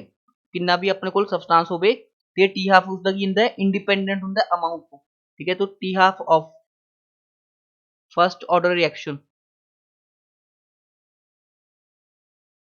इज इंडिपेंडेंट ऑफ टाइम ठीक है। जिसनों ए वाली पता सी लाइन तां जे इसका 10 आवर्स है ना इसका भी ठीक है जी 8 ग्राम का 10 आवर्स है तो 2 ग्राम का भी 10 आवर्स ही होएगा ठीक है। नेक्स्ट अपने को देखो इलेक्ट्रॉन की सब तो पहले हम पता होना चाहिए इलेक्ट्रॉन ऊपर रिप्रेजेंट कर दे -1 E0 ठीक है। प्रोटोन किस तरह रिप्रेजेंट कर दे 1 ठीक है N0 ठीक है। पॉजिट्रॉन ऊपर रिप्रेजेंट कर दें ठीक है। इलेक्ट्रॉन का ऑपोजिट पार्टिकल की पॉजिट्रॉन मतलब +1 E0 ठीक है ना। पॉजिट्रॉन की होंगे ऑपोजिट पार्टिकल होंगे इलेक्ट्रॉन तो प्रोटोन सबनों पता ही है ठीक है। हम देखो अपने को 7 नाइट्रोजन 13 कन्वर्ट किस होएगा 6C13 के अंदर ठीक है। उसने केड़ा पार्टिकल एमिट किया होएगा। हम देखो रिएक्शन बैलेंस करना है तो अपने उरे जी +1 ऐड कर दी E0 ठीक है। रिएक्शन बैलेंस होगी उरे भी 7 बन रहे 6 6 1 7 उरे भी 7 13 + 0 13 ये भी 13। क्लियर है। तो ए वाला पार्टिकल एमिट किया होएगा ये वाले पार्टिकल को आप बोल देंगे पॉजिट्रॉन बोल देंगे ठीक है। ए वाले पार्टिकल की बोल देंगे पॉजिट्रॉन बोल दिया मतलब जो नाइट्रोजन है उसने केड़ा पार्टिकल एमिट किया होएगा पॉजिट्रॉन को एमिट किया होगा ठीक है। तो 10th का करेक्ट आंसर बन जाएगा ऑप्शन नंबर सी ठीक है। नेक्स्ट ये भी इंपॉर्टेंट क्वेश्चन है ये आज तक कदे नहीं पूछा गया ठीक है। इस मैं ट्रिक दसूंगा देखो 92U238 ठीक कन्वर्ट किस हो रहेगा 82PB206 क्लियर है। हुण ए वाले होंगे ने ऊपर मास नंबर्स ठीक है नीचे वाले होंगे ने एटॉमिक नंबर्स क्लियर है। हुण देखो अपने तो पूछे किन्ने नंबर ऑफ अल्फा ते किन्ने number of beta particles emit होंगे ठीक है। Number of alpha and beta particles emitted ठीक है। इस चीज अपने तो क्वेश्चन के अंदर पूछी गई है। हुण इस तरह के क्वेश्चन को किस तरह सॉल्व करना अपने जेडे अपने को मास नंबर होंगे ने ठीक है। पहले आप नंबर ऑफ अल्फा पार्टिकल्स की कैलकुलेशन सीखते हैं नंबर ऑफ अल्फा पार्टिकल्स का कैलकुलेशन सीखिए तो तुसी जेडे मास नंबर ने उन्हां दा डिफरेंस लेना है मतलब 238 - 206 की लेना मास नंबर का डिफरेंस मास नंबर का डिफरेंस लेना है तो उसनों डिवाइड कर देना तुसी 4 नाल मतलब 238 - 206 डिवाइड बाय 4 ठीक है, डेट इज 32/4, ठीक है, 8 चौका 32, डेट इज 8 अल्फा पार्टिकल्स की होंगे इमिट होंगे। ठीक है, number of alpha particles emitted कितने हो जाएंगे 8 अल्फा पार्टिकल। ठीक है, दो ऑप्शन किहड़े किहड़े कट गए, ए वाला ऑप्शन कट गया ते ए वाला ऑप्शन कट गया। हुण अपने number of beta particles emit करने ने। ठीक है, हुण देखो अल्फा पार्टिकल का की मतलब होंदा हैगा 2He4। ठीक है, हुण जो 8 अल्फा पार्टिकल्स इमिट होंगे तो अपने को एटॉमिक नंबर कितना चेंज होएगा 16 यूनिट का ते मास नंबर 32 यूनिट का। क्लीयर है सब नूं? हुण देखो अपने को एक्चुअल दे अंदर एटॉमिक नंबर कितना चेंज होया और ये ध्यान नाल समझो। अपने को 8 अल्फा पार्टिकल्स इमिट हुए तो अपने को 8 इंटू 2He4 मतलब ਜਿਹੜਾ ਐਟੋਮਿਕ ਨੰਬਰ ਆ ਉਹ 16 ਯੂਨਿਟਸ ਨਾਲ ਡਿਕਰੀਜ਼ ਹੋਣਾ ਚਾਹੀਦਾ ਸੀ ਤੇ ਮਾਸ ਨੰਬਰ 32 ਯੂਨਿਟਸ ਨਾਲ ਡਿਕਰੀਜ਼ ਹੋਣਾ ਚਾਹੀਦਾ ਸੀਗਾ। ਉਰੇ ਦੇਖੋ ਮਾਸ ਨੰਬਰ 32 ਯੂਨਿਟਸ ਨਾਲ ਡਿਕਰੀਜ਼ ਹੋਇਆ, ਬਿਲਕੁਲ ਹੋਇਆ, ਤੇ ਐਟੋਮਿਕ ਨੰਬਰ ਕਿੰਨੀ ਯੂਨਿਟਸ ਨਾਲ ਡਿਕਰੀਜ਼ ਹੋਇਆ 10 ਯੂਨਿਟਸ ਨਾਲ, ਮਤਲਬ 6 ਯੂਨਿਟ ਘੱਟ। ਠੀਕ ਹੈ, ਉਰੇ ਆਪਾਂ 16 ਸੋਚ ਰਹੇ ਸੀ ਬਟ ਹੋਇਆ 10 ਨਾਲ ਹੀ, ਮਤਲਬ 6 ਕੀ ਹੋਣਗੇ ਬੀਟਾ ਪਾਰਟੀਕल्स ਇਮਿਟ ਹੋਏ ਹੋਣਗੇ। ਤਾਂ 6 ਕੀ ਹੋਏ ਹੋਣਗੇ ਬੀਟਾ ਪਾਰਟੀਕल्स ਇਮਿਟ ਹੋਏ ਹੋਣਗੇ ਕਿਉਂਕਿ ਬੀਟਾ ਪਾਰਟੀਕल्स ਨਾਲ ਐਟੋਮਿਕ ਨੰਬਰ ਕੀ ਹੁੰਦਾ ਹੈ ਇਨਕਰੀਜ਼ ਹੁੰਦਾ ਹੈਗਾ। ਤਾਂ ਇਸ ਦਾ ਕਰੈਕਟ ਆਂਸਰ ਬਣ ਜਾਏਗਾ ਆਪਸ਼ਨ ਨੰਬਰ ਡੀ। ਜਿਨ੍ਹਾਂ ਨੂੰ ਇਹ ਕਨਸੈਪਟ ਕਲੀਅਰ ਹੋ ਗਿਆ, ठीक है, उन्होंने एक होर क्वेश्चन है जो उन्होंने सही करता मतलब उन्होंने कॉन्सेप्ट क्लियर है। ठीक है, तो ये वाला क्वेश्चन तो लिए होमवर्क है। ठीक है, इससे तुझे की कैलकुलेट करना है number of alpha and beta particles, number of alpha and beta particles की करने ने कैलकुलेट करने। ठीक है, जिन्होंने कॉन्सेप्ट क्लियर हो गया ये वाला क्वेश्चन अटेम्प्ट कर सकते। ठीक है, नेक्स्ट क्वेश्चन है फॉर न्यूट्रॉन एक्टिवेशन एनालिसिस। ठीक है, इस तो एक डायरेक्ट क्वेश्चन आ गई तो मास्टर कैडर के अंदर। ठीक है, मतलब उससे बहुत सिंपल क्वेश्चन सी, थोड़ा कॉम्प्लिकेटेड क्वेश्चन है। ठीक है, for neutron activation analysis and element the favourable characteristics of both target. ठीक है, टारगेट के की करैक्टरिस्टिक होने चाहिए ने ते प्रोडक्ट दे। ये पहली गल जो न्यूट्रॉन का क्रॉस सेक्शन एरिया है वो की होना चाहिए हाई होना चाहिए, मतलब ज्यादा होना चाहिए क्रॉस सेक्शन एरिया। ठीक है, तो उसकी जी हाफ लाइफ है वो भी होनी चाहिए ज्यादा होनी चाहिए है। जी आप न्यूट्रॉन एक्टिवेशन है वो जी अर्थ के अंदर प्रेजेंट ट्रेस एलीमेंट्स ने उन्होंने यूज की जाती हैगी। ठीक है, तो ये वाले दो ही ऑप्शन की हो जाएंगे करैक्ट हो जाएंगे, तो इसका आंसर बनना सी ऑप्शन नंबर ए। ठीक है, नैक्सट क्वेश्चन देखते हैं। ठीक है, तो प्रीवियस ईयर के क्वेश्चन ने ये शायद लैक्चर का क्वेश्चन है। ठीक है, इस क्वेश्चन के अंदर देखो की पूछा गया। ठीक है, a piece of copper is added to the aq solution of FeCl3। ठीक है, a piece of copper is added to the aq solution of FeCl3। ਹੁਣ ਤੁਹਾਨੂੰ ਪਹਿਲਾਂ ਰਿਐਕਸ਼ਨ ਪਤਾ ਹੋਣੀ ਚਾਹੀਦੀ ਹੈ। ਜਦੋਂ ਆਪਾਂ ਕਾਪਰ ਨੂੰ FeCl ਦੇ ਸੋਲੂਸ਼ਨ ਦੇ ਅੰਦਰ ਡਿਸੋਲਵ ਕਰ ਦਾਂਗੇ ਤਾਂ ਆਪਣੇ ਕੋਲ ਕੀ ਬਣਦਾ ਹੈਗਾ ਕਾਪਰ +2 प्लस FeCl2। क्लियर है, तो उरे आयरन की ऑक्सीडेशन स्टेट देखो +3, उरे आयरन की ऑक्सीडेशन स्टेट देखो +2। ठीक है, तो कॉपर जो सॉलिड से किस अंदर कन्वर्ट होता है कॉपर +2 आयंस अंदर कन्वर्ट होता है। ठीक है, एक गल हमेशा याद रखियो कॉपर +2 आयंस का कलर होंगे जो कॉपर +2 आयंस का कलर होंगे वो की होंगे अपने को डीप ब्लू होंगे, मतलब ब्लू कलर होंगे, डीप ब्लू बोल सकते हैं। ठीक है ना, गूढ़ा नीला कलर होंगे। हम देखो अपने को क्वेश्चन किया आयरन विल बी प्रेसिपिटेटेड। ठीक है, आयरन प्रेसिपिटेटेड होने आयरन बनना तो चाहिए सी बट उरे आयरन +3 ऑक्सीडेशन स्टेट है और +2 ऑक्सीडेशन स्टेट है, तो पहला ऑप्शन था गलत हो गया। ठीक है, second no iron will be precipitated from solution. ये बिल्कुल सही है क्योंकि आयरन बनेगा नहीं तो प्रेसिपिटेट भी नहीं होगा, तो ये वाला स्टेटमेंट सही है। ठीक है, कॉपर विल नॉट डिसॉल्व। ठीक, कॉपर सॉलिड तो कॉपर +2 बन गया। ठीक है, कॉपर सॉलिड तो कॉपर +2 बन गया मतलब आयन बन गया, आयन तो पानी के अंदर डिसॉल्व हो जाएगा तो कॉपर की हो जाएगा डिसॉल्व हो जाएगा इन द सॉल्यूशन। ठीक है, सॉरी नॉट डिसॉल्व है तो ये गलत हो जाएगा क्योंकि कॉपर डिसॉल्व हो जाएगा। ठीक है, तो इसका करेक्ट आंसर बनना चाहिए ऑप्शन नंबर बी। ये भी बढ़िया क्वेश्चन सीगा। ठीक है, नेक्स्ट क्वेश्चन कोलराश रो law is related to equivalent conductance, specific conductance, molar conductance, none of this. Basically जो कोलराश रूल है वो इक्विवेलेंट कंडक्टिविटी लिए डिफाइन सीगा, इक्विवेलेंट कंडक्टिविटी लिए, बट उसमें मोलर कंडक्टिविटी भी फाइंड आउट कर सकते हैं आप क्योंकि इक्विवेलेंट कंडक्टिविटी के अंदर आप नॉर्मैलिटी यूज करते हैं तो मोलर कंडक्टिविटी के अंदर ठीक है आप यूज कर देंगे मोलैरिटी। ठीक है, एक च आप नॉर्मैलिटी यूज करते हैं, एक च आप मोलैरिटी यूज करते हैं, तो नॉर्मैलिटी मोलैरिटी के अंदर आप इजीली कन्वर्ट कर सकते हैं। बट एक क्वेश्चन बोनस चला गया सी, ठीक है, इसके 2-3 रीजन ने बोनस चले जाने। देखो पहली गल तो कंडक्टिविटी लिए डिफाइंड है, कंडक्टेंस लिए डिफाइंड नहीं है। चलो आप मान लेने कि चलो कि कंडक्टिविटी लिखना चाह रहे थे एग्जामिनर, फिर दो ही ऑप्शन सही हो जाएंगे। ठीक है, दो ही ऑप्शन सही बनने चाहिए ने कि इसलिए ਇਹ क्वेश्चन गलत ਸੀਗਾ ਕਿਉਂਕਿ ਜਾਂ ਤਾਂ ਇਹ ਦੋ ਹੀ ਆਪਸ਼ਨ ਬਣਦੇ ਜਾਂ ਇਹਨਾਂ 'ਚੋਂ ਕੋਈ ਵੀ ਸਹੀ ਨਹੀਂ ਹੈਗਾ। ਠੀਕ ਹੈ, ਤਾਂ ਇਹ क्वेश्चन ਕੀ ਸੀਗਾ ਆਪਣੇ ਕੋਲ ਬੋਨਸ ਸੀਗਾ, बट मैंने कोई ਐਂ ਟਿਕ ਕਰਤਾ ਸੀਗਾ ਸੋਲੂਸ਼ਨ ਦੇ ਅੰਦਰ ਕਿਉਂਕਿ ਮੈਨੂੰ ਆਨਸਰ ਟਿਕ ਕਰਨਾ ਪੈਂਦਾ ਹੈਗਾ, बट ਇਹ क्वेश्चन ਕੀ ਸੀਗਾ ਬੋਨਸ ਸੀਗਾ। ਤੇ ਨੈਕਸਟ क्वेश्चन ਆਇਨਿਕ ਸਟਰੈਂਥ ਤੋਂ। ਠੀਕ ਹੈ, ਆਇਨਿਕ ਸਟਰੈਂਥ ਦਾ ਕੰਪਲੀਟ ਕਨਸੈਪਟ ਸਮਝੋ। ਦੇਖੋ ਆਇਨਿਕ ਸਟਰੈਂਥ ਦਾ ਫਾਰਮੂਲਾ ਹੁੰਦਾ ਹੈਗਾ ਆਪਣੇ ਕੋਲ,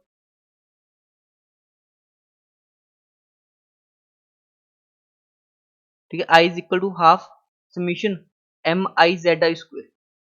ठीक है, उरे m का की मतलब होंगे मोलैलिटी, मोलैलिटी ते z का की मतलब होंगे चार्ज। ठीक है, इसकी मैंने डिटेल वीडियो यूट्यूब पे अपलोड कर रखी है, जो स्टूडेंट्स चाहिए मैं दस दी मैं ग्रुप सैक्शन अंदर भेज दूंगा, बट इसमें मैं डिफाइन कर देंगे। एक तो इतना अपन 0.1 मोलल KCl ते दूसरा अपन दिता है 0.2 मोलल K2SO, 0.2 मोलल K2SO। ठीक है, अपन दो तरह के सोल्यूशन दिते ने। हुण देखो आपां जे KCl नूं डिसोशिएट करिए किस तरह होएगा, K positive plus Cl negative, मतलब जी A 0.1 सीगा तो A भी 0.1 हो जाएगा, A भी की हो जाएगा 0.1 हो जाएगा। तो इससे जो आयनिक स्ट्रेंथ फाइंड आउट करिए तो की हो जाएगा हाफ इंटू, ठीक है, m मतलब मोलैलिटी दैट इज 0.1, ठीक है, इंटू ZI स्क्वेयर। पहले आप कटाइनली डिफाइन करते हैं तो K पॉजिटिव चार्ज कितना है +1, तो +1 का स्क्वेयर,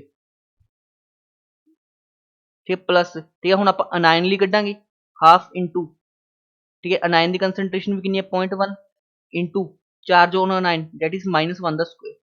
तो इसमें आप सॉल्व कर लेंगे। ठीक है, देखो ये तो 1 ही हो गया, ये भी 1 हो गया, तो 0.1/2 प्लस 0.1/2 बच गया अपने को। जब आप इसमें 1/20 प्लस 1/20 कर लिए तो कितना आ जाएगा 2/20 दैट इज 1/10 दैट इज 0.1। ठीक है, इस सोल्यूशन का आ गया 0.1 मोलर। ठीक है, हम आप सैकेंड सोल्यूशन का कट देंगे। ठीक है जी, इसमें I1 लिख दें तो I1 तो आ गया अपने को 0.1 मोलर। ठीक है, हम इसका कढ़िए आप K2SO4 किस तरह ब्रेक होएगा 2K plus plus SO4 2 minus, जे इसका 0.2 मोलर है तो इसका कितना हो जाएगा 2 इंटू 0.2 मोलर, मतलब इसका कितना हो जाएगा 2 इंटू 0.2 मोलर मतलब 0.4 मोलर। ठीक है, रेशियो चेक करा करो, उरे 1 है कोफिशिएंट, उरे 2 है तो अपन 2 ना मल्टीप्लाई करता, उरे अगेन कोफिशिएंट की है 1 है तो आप इसमें एज इट इज रखेंगे 0.2 मोलर। हुण आप आयनिक स्ट्रेंथ फाइंड आउट करिए I2, तो वो अपने को कितनी आ जाएगी, ठीक है, हाफ इंटू समीशन MI। ठीक है, MI पहले आप कटाइनली करते हैं 0.1 सॉरी 0.4 का इंटू, ठीक है, चार्ज कितने +1 का स्क्वेयर प्लस हाफ इंटू, ठीक है, उरे मोलैलिटी कितनी है 0.2 तो चार्ज कितना -2 दैट इज -2 का स्क्वेयर। ठीक है, इसमें आप सॉल्व करिए कितना आएगा 0.4 डिवाइड बाई 2 प्लस, ठीक है, 2 ना 2 कट गया मतलब उरे कितना बच गया 0.4 बच गया। ठीक है, इसमें आप लिख सकते हैं 4/20 प्लस 4/10, ठीक है, 20 LCM आ गया, ठीक है, 4 प्लस 8, ठीक है, दैट इज 12/20, मतलब 4 थी 4 थी 12, 4 5 20। ठीक है, कैलकुलेशन मैंने शायद सही की है, तो अपने को 3/5 कितना आ जाएगा 0.6 आ जाएगा, 0.6 मोलर। तो ए वाले सोल्यूशन दी 0.6, इस दी 0.1, टोटल कितनी हो जाएगी 0.1 प्लस 0.6 दैट इज 0.7 मोलर। ठीक है, तो इसका फाइनल करैक्ट आंसर किहड़ा बनना सीगा 0.7। ठीक है, that is option number B. ठीक है, आई थिंक इस वाला तुहानू पूरा सोल्यूशन क्लीयर हो गया होगा। इससे बेस क्वेश्चन आ जाते हैं आयनिक स्ट्रेंथ से बेस तुहाडे पेपर के अंदर। नेक्स्ट क्वेश्चन देखो, ठीक है, saturated solution of KNO3 is used to make salt bridge because, मैं तुहानू स्टार्टिंग ਦੇ ਅੰਦਰ ਦੱਸਿਆ ਸੀ ਕਿ K पॉजिटिव ਤੇ NO3- ਦੀ ਆਇਨਿਕ ਮੋਬਿਲਿਟੀ ਕੀ ਹੁੰਦੀ ਹੈ ਸੇਮ ਹੁੰਦੀ ਹੈ, ਇਹਨਾਂ ਦੋਹਾਂ ਦੀ ਆਇਨਿਕ ਮੋਬਿਲਿਟੀ ਕੀ ਹੁੰਦੀ ਹੈ ਸੇਮ ਹੁੰਦੀ ਹੈ, ਇਸ ਕਰਕੇ ਇਹ ਕਿਸ ਚ ਯੂਜ਼ ਹੁੰਦੇ ਨੇ ਆਪਣੇ ਕੋਲ ਸॉल्ट ब्रिज ਚ ਐਜ਼ ਅ ਸੋਲਵੈਂਟ ਯੂਜ਼ ਹੁੰਦੇ ਨੇ basically.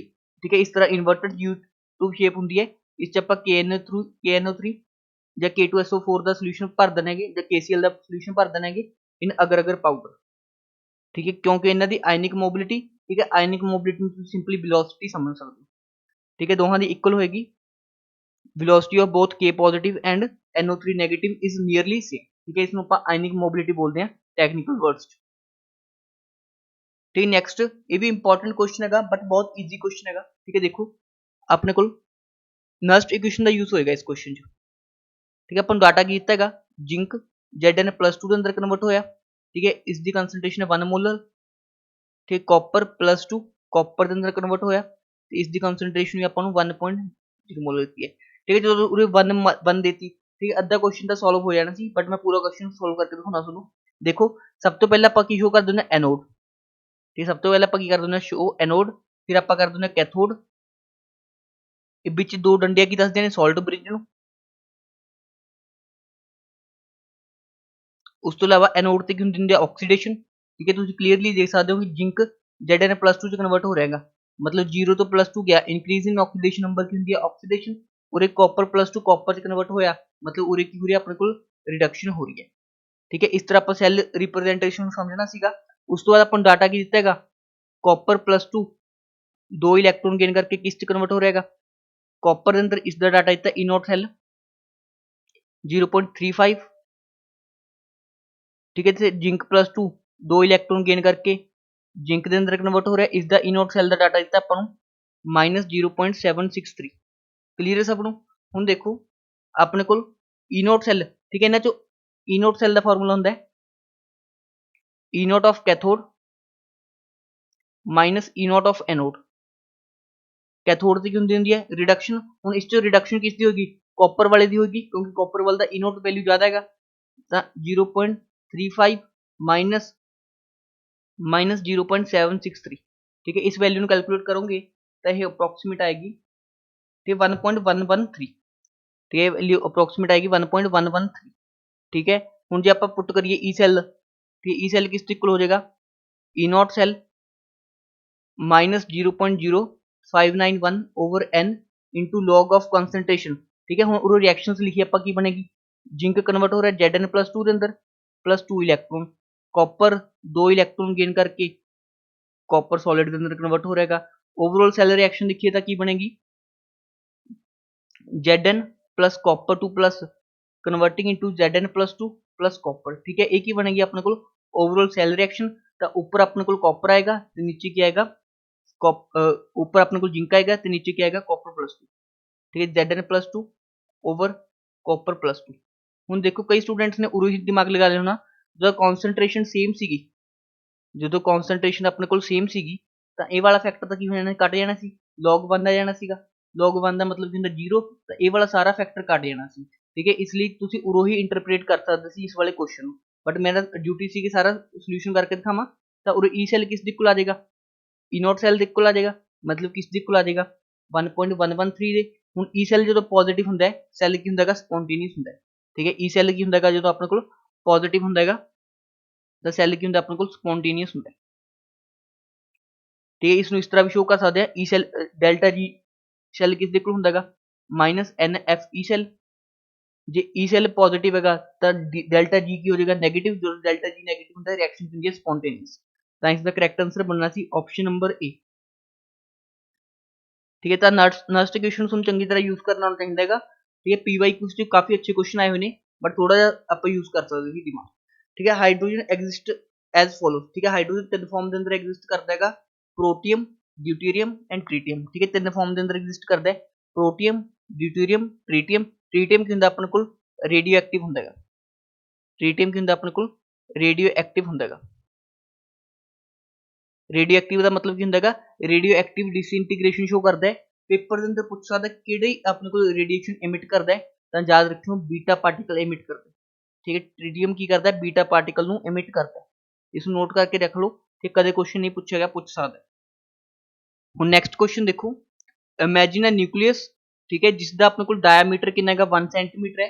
Then the diameter of atom, ठीक है। ਡਾਇਆਮੀਟਰ ਆਫ ਐਟਮ ਓਬਵੀਅਸਲੀ ਗੱਲ ਜ਼ਿਆਦਾ ਹੋਏਗਾ, ठीक है। ਰਦਰਫੋਰਡ ਦਾ ਇੱਕ ਪੋਸਟੂਲੇਟ ਸੀਗਾ, ठीक है, ਜਿਹੜਾ ਆਪਣੇ ਕੋਲ ਰੇਡੀਅਸ ਹੁੰਦਾ ਹੈਗਾ ਕਿਸੇ ਐਟਮ ਦਾ, ਉਹ 10⁵ ਟਾਈਮ ਹੁੰਦਾ ਰੇਡੀਅਸ ਆਫ ਨਿਊਕਲੀਅਸ, ठीक है। ਇਹ ਵਾਲਾ ਰਿਲੇਸ਼ਨ ਸੀਗਾ, ਰੇਡੀਅਸ ਆਫ ਐਟਮ ਜਿਹੜਾ ਹੁੰਦਾ ਹੈਗਾ 10⁵ ਟਾਈਮ ਹੁੰਦਾ ਰੇਡੀਅਸ ਆਫ ਨਿਊਕਲੀਅਸ, ठीक है। ਉਸੇ ਡਾਇਆਮੀਟਰ ਪੁੱਛ ਲਿਆ, ठीक है, ਡਾਇਆਮੀਟਰ ਦਿੱਤਾ ਤੇ ਡਾਇਆਮੀਟਰ ਹੀ ਪੁੱਛਿਆ, ਮਤਲਬ 2 ਨਾਲ ਡਿਵਾਈਡ ਕਰਦਾ ਨਹੀਂ ਸੀ, ਤਾਂ ਆਪਾਂ ਇਹ ਵੀ ਬੋਲ ਸਕਦੇ ਹਾਂ diameter of atom is equal to 10⁵ into, ठीक है, ਡਾਇਆਮੀਟਰ ਆਫ ਨਿਊਕਲੀਅਸ, ठीक है। ਸੇਮ ਹੀ ਗੱਲ ਹੈ, ਕਿਉਂਕਿ 2 ਦਾ ਫੈਕਟਰ ਦੋਵਾਂ ਪਾਸੇ ਹੋ ਜਾਏਗਾ, ਕੈਂਸਲ ਆਊਟ ਹੋ ਜਾਏਗਾ। ਹੁਣ ਦੇਖੋ ਆਪਣੇ ਤੋਂ ਡਾਇਆਮੀਟਰ ਆਫ ਐਟਮ ਪੁੱਛੇਗਾ, ਤੇ ਡਾਇਆਮੀਟਰ ਆਫ ਨਿਊਕਲੀਅਸ ਕਿੰਨਾ ਦਿੱਤਾ ਹੈਗਾ ਆਪਣੇ ਕੋਲ 10⁵, ਤੇ 1 ਸੈਂਟੀਮੀਟਰ। 1 ਸੈਂਟੀਮੀਟਰ ਨੂੰ ਆਪਾਂ ਕੀ ਲਿਖ ਸਕਦੇ 10⁻⁻² मीटर ਤੇ ਇਸ ਨੂੰ ਕੀ ਬਣ ਜਾਏਗਾ 10⁻³ मीटर। तो डायमीटर ऑफ एटम किस बिल्कुल आ गया 10⁻³ मीटर डायमीटर ऑफ न्यूक्लियस। ठीक है, तो 1000 टाइम्स की हो जाएगा, ज्यादा हो जाएगा diameter of atom. That is option number A की हो जाएगा इसका करेक्ट आंसर हो जाएगा। ठीक है, next question very important question, कई बार पूछ चुके हैं N/P रेशियो। ठीक है, N की होंगे ने number of protons, sorry number of neutrons, N की होंगे ने नंबर ऑफ न्यूट्रॉन्स ਤੇ P ਕੀ ਹੁੰਦੇ ਨੇ ਨੰਬਰ ਆਫ ਪ੍ਰੋਟੋਨਸ। ਤਾਂ ਆਪਾਂ N/P ਰੇਸ਼ੀਓ ਤੋਂ ਇਹ ਮਤਲਬ ਨੰਬਰ ਆਫ ਨਿਊਟਰੋਨ ਤੇ ਨੰਬਰ ਆਫ ਪ੍ਰੋਟੋਨ ਦੇ ਰੇਸ਼ੀਓ ਤੋਂ ਕੀ ਕਰ ਸਕਦੇ ਆ, ਕੋਈ ਨਿਊਕਲੀਅਸ ਸਟੇਬਲ ਹੈਗਾ ਜਾਂ ਨਹੀਂ ਹੈਗਾ। ਤੇ ਇੱਕ ਗ੍ਰਾਫ ਆਇਆ ਪ੍ਰੈਕਟੀਕਲੀ, ਦੇਖੋ ਇਸ ਤਰ੍ਹਾਂ ਦਾ ਗ੍ਰਾਫ ਸੀਗਾ, number of neutron versus number of proton ਦਾ। ਠੀਕ ਹੈ, ਇਸ ਤਰ੍ਹਾਂ ਗ੍ਰਾਫ ਆਇਆ। ਠੀਕ ਹੈ, ਇਹ ਗ੍ਰਾਫ ਦਾ ਕੀ ਮਤਲਬ ਹੈ, ਜਿਹੜੀ ਇਸ ਦੀ N/P ਦੀ ਵੈਲਿਊ ਹੈ ਉਹ 1 ਤੋਂ ठीक है 1.6 ਦੇ ਵਿੱਚ ਲਾਈ ਕਰਦੀ ਹੈ। ਮਤਲਬ ਜਿਨ੍ਹਾਂ ਦੀ ਨਿਊਟਰੋਨ ਤੇ ਪ੍ਰੋਟੋਨ ਦੀ ਵੈਲਿਊ 1 ਤੇ 1.6 ਦੇ ਵਿੱਚ ਲਾਈ ਕਰਦੀ ਹੈ ਇਹਨਾਂ ਨੂੰ ਆਪਾਂ ਕਹਿੰਦੇ ਸਟੇਬਲ ਨਿਊਕਲੀਅਸ। ਜਿਹੜਾ ਇਹ ਜ਼ੋਨ ਹੈਗਾ ਇਸ ਨੂੰ ਆਪਾਂ ਬੋਲਦੇ ਸੀ ਜ਼ੋਨ ਆਫ ਸਟੇਬਿਲਿਟੀ। ਕਲੀਅਰ ਹੈ, ਮਤਲਬ ਜੇ N/P ਰੇਸ਼ੋ ਠੀਕ ਹੈ 1.6 ਤੋਂ ਜ਼ਿਆਦਾ ਹੋਈ, ਜੇ 1.6 ਤੋਂ ਜ਼ਿਆਦਾ ਸਪੋਜ਼ ਉਰੇ ਆਈ ਤਾਂ ਵੀ ਉਹ ਕੀ ਕਰੇਗਾ, ਪਾਰਟੀਕਲਸ ਨੂੰ ਇਮਿਟ ਕਰੇਗਾ।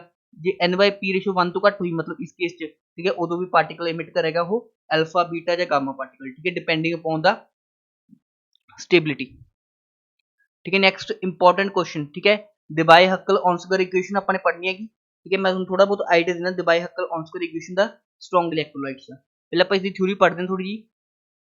ਡਿਬਾਈ-ਹਕਲ-ਔਨਸਗਰ ਇਕੁਏਸ਼ਨ ਤੇ ਜਿੰਨਾ ਤੱਕ ਆਪਾਂ ਨੂੰ ਥਿਊਰੀ ਨਹੀਂ ਪਤਾ ਹੋਏਗੀ ਆਪਾਂ ਕੁਐਸਚਨ ਅਟੈਂਪਟ ਹੀ ਨਹੀਂ ਕਰ ਪਾਵਾਂਗੇ।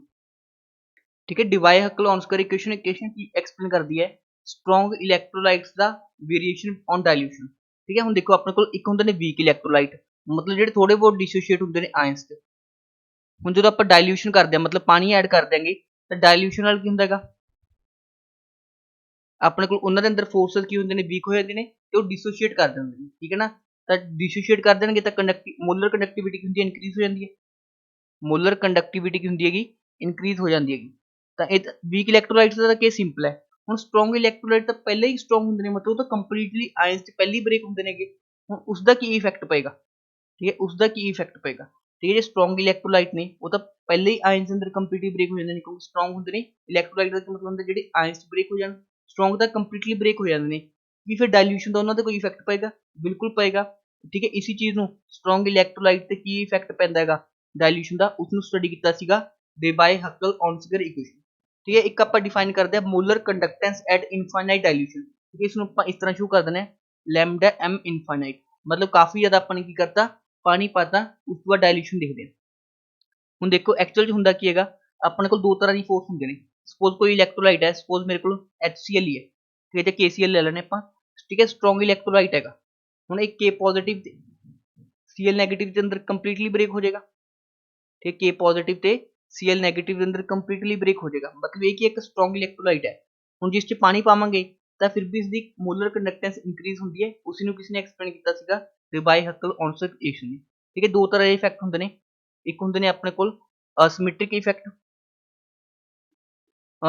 ਇਫੈਕਟ, ਤੇ ਦੂਸਰਾ ਹੁੰਦਾ ਆਪਣੇ ਕੋਲ ਇਲੈਕਟ੍ਰੋਫੋਰੈਟਿਕ ਇਫੈਕਟ। ਠੀਕ ਹੈ, ਅਸਿਮੈਟ੍ਰਿਕ ਇਫੈਕਟ ਕੀ ਕਹਿੰਦਾ ਆਪਣੇ ਕੋਲ, ਜਿਹੜਾ ਆਪਣੇ ਕੋਲ ਆਇਨਸ ਨੇ, ਠੀਕ ਹੈ, ਇਹਨਾਂ ਦੇ ਅੰਦਰ ਆਪਸ ਕੀ ਹੋਣ ਲੱਗ ਜਾਂਦੀ ਹੈ, ਅਟਰੈਕਸ਼ਨ ਹੋਣ ਲੱਗ ਜਾਂਦੀ ਹੈ। ਜਦੋਂ ਇਹਨਾਂ ਦੇ ਅੰਦਰ ਅਟਰੈਕਸ਼ਨ ਹੋਣ ਲੱਗੇਗੀ ਤਾਂ ਆਪਣੇ ਕੋਲ ਕੀ ਹੋਏਗਾ, ਠੀਕ ਹੈ, ਆਇਨ ਦੇ ਅੰਦਰ ਕੀ ਹੁੰਦੀ ਹੈ ਇੰਟਰੈਕਸ਼ਨ, ਆਇਨ ਦੇ ਅੰਦਰ ਕੀ ਹੋ ਜਾਂਦੀ ਹੈ ਅਟਰੈਕਸ਼ਨ ਹੋ ਜਾਂਦੀ ਹੈ। ਅਟਰੈਕਸ਼ਨ ਬੋਲ ਦੋ ਜਾਂ ਇੰਟਰੈਕਸ਼ਨ ਬੋਲ ਦੋ, ਜਿਸ ਕਰਕੇ ਕੀ ਹੁੰਦਾ ਹੈਗਾ ਇਹਨਾਂ ਦੇ ਅੰਦਰ ਥੋੜਾ ਬਹੁਤ ਬੌਂਡ ਬਣਨ ਲੱਗ ਜਾਂਦਾ ਹੈ, ਜਿਸ ਕਰਕੇ ਡਾਇਲੂਸ਼ਨ ਡਿਕਰੀਜ਼ ਹੁੰਦੀ ਹੈ। ਬਟ ਜਦੋਂ ਆਪਾਂ ਡਾਇਲੂਸ਼ਨ ਕਰ ਦਿਆਂਗੇ, ਸੋਲਵੈਂਟ ਐਡ ਕਰਦੇ ਆ ਤੇ ਇਹ ਵਾਲੀ ਆਇਨ ਇੰਟਰੈਕਸ਼ਨ ਕੀ ਹੁੰਦੀ ਖਤਮ ਹੋ ਜਾਂਦੀ ਹੈ, ਜਿਸ ਨੂੰ ਆਪਾਂ ਕੀ ਬੋਲ ਦਿਆਂਗੇ ਅਸਿਮੈਟ੍ਰਿਕ ਇਫੈਕਟ। ਠੀਕ ਹੈ, ਐਕਚੁਅਲ ਦੇ ਅੰਦਰ ਕੀ ਹੁੰਦਾ ਹੈਗਾ, ਇੱਕ ਚਾਰਜ ਆਇਨ ਹੁੰਦਾ ਹੈਗਾ, ਉਸ ਨੂੰ ਆਪੋਜ਼ਿਟ ਆਇਨ ਸਰਾਊਂਡ ਕਰਕੇ ਰੱਖਦੇ ਨੇ ਇਸ ਤਰ੍ਹਾਂ।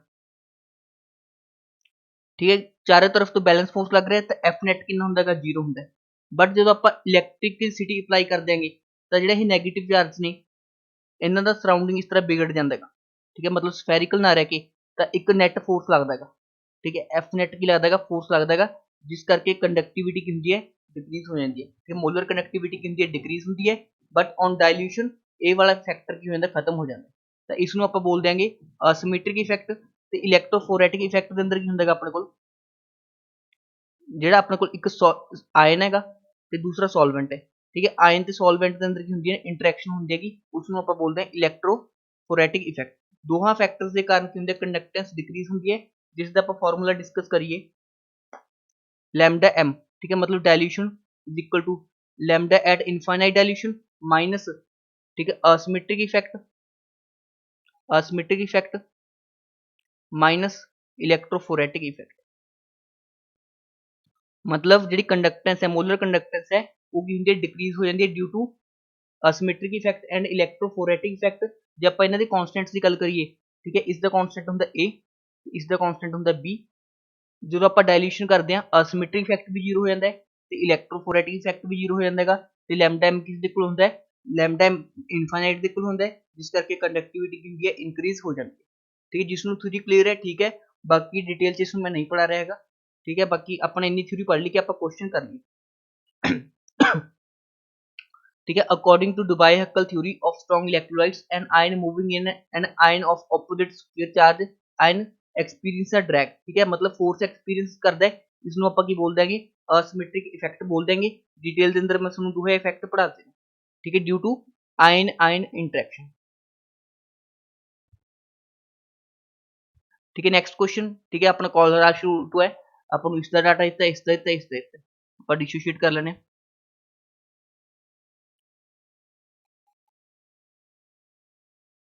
HCl किस तरह डिसोशिएट होएगा, H plus plus Cl minus.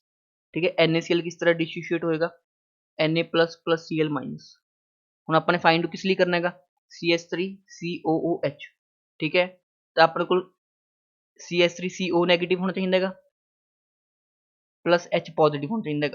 मतलब इक्वेशन नंबर 1 ਤੇ 2 तो अपने ऐड करना है, इक्वेशन नंबर 1 ਤੇ 2 तो ऐड करना पएगा।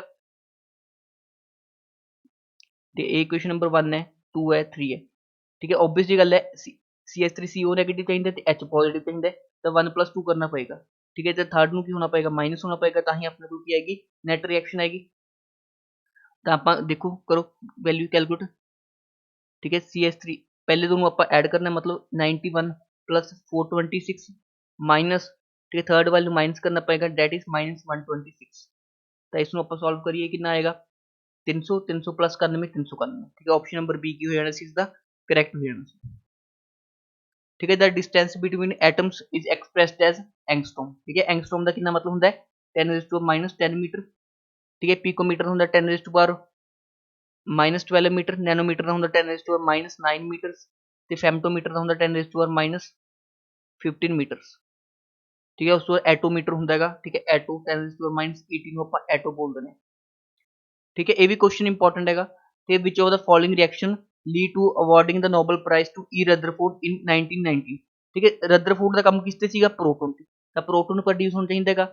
1919 च अपने को न्यूट्रॉन तो बनया नहीं सीगा, न्यूट्रॉन को तो बनया सी 1932 के अंदर। तो जिस भी न्यूट्रॉन आओ तो ऑप्शन कट गई। ठीक है, दो ऑप्शन तो वैसे ही कट गई। ठीक है, हुण इलैक्ट्रॉन का काम किसने किया सीगा जे थॉमसन ने। ठीक है, तो इलैक्ट्रॉन का भी कोई पर्पस नहीं है। प्रोटॉन का काम किसने किया सी रदरफोर्ड ने। इस तरह आप डायरैक्टली ऑप्शन ए टिक कर सकते सी, जिसनों नहीं भी पता सीगा ये रिएक्शन। ठीक है, नैक्सट अपने तो पूछा इनोड स्टैंडर्ड इनोड सेल। ठीक है, तो बहुत ईजी क्वेश्चन है। ठीक है, Zn+2 किस कन्वर्ट हो रहा है Zn के अंदर। ठीक है, +2 इलैक्ट्रॉन, तो अपने को कॉपर +2 2 इलैक्ट्रॉन लेके कॉपर के अंदर कन्वर्ट हो रहा है। इसकी वैल्यू थी अपन -0.763, तो इसकी वैल्यू थी अपन 0.34। तो इसका की होगा रिडक्शन। ठीक है, जिसकी ज़्यादा वैल्यू उसका की होगा रिडक्शन। ठीक है, provided both are provided in RPs values. ठीक है, इसका की होगा ऑक्सीडेशन। रिडक्शन मतलब कैथोड, ऑक्सीडेशन मतलब एनोड। तो इनोड सेल का की फार्मूला होंगे E0 of cathode minus E0 of anode, मतलब 0.34 माइनस -0.763। ठीक है, मतलब 1.103 आंसर आ जाएगा इसका करेक्ट। ठीक है, ऑप्शन नंबर ए की इसका करेक्ट आंसर सी। ठीक है, ये भी सिंपल क्वेश्चन है। ठीक है, विच of the following reaction is explosive, ठीक है, सेकंड वाली रिएक्शन ਆਪਾਂ ਕੀ ਬੋਲ ਦਾਂਗੇ, फ्यूल सेल इक्वेशन बोल देंगे, इसलिए इसका करेक्ट आंसर बनना सीगा ऑप्शन नंबर बी।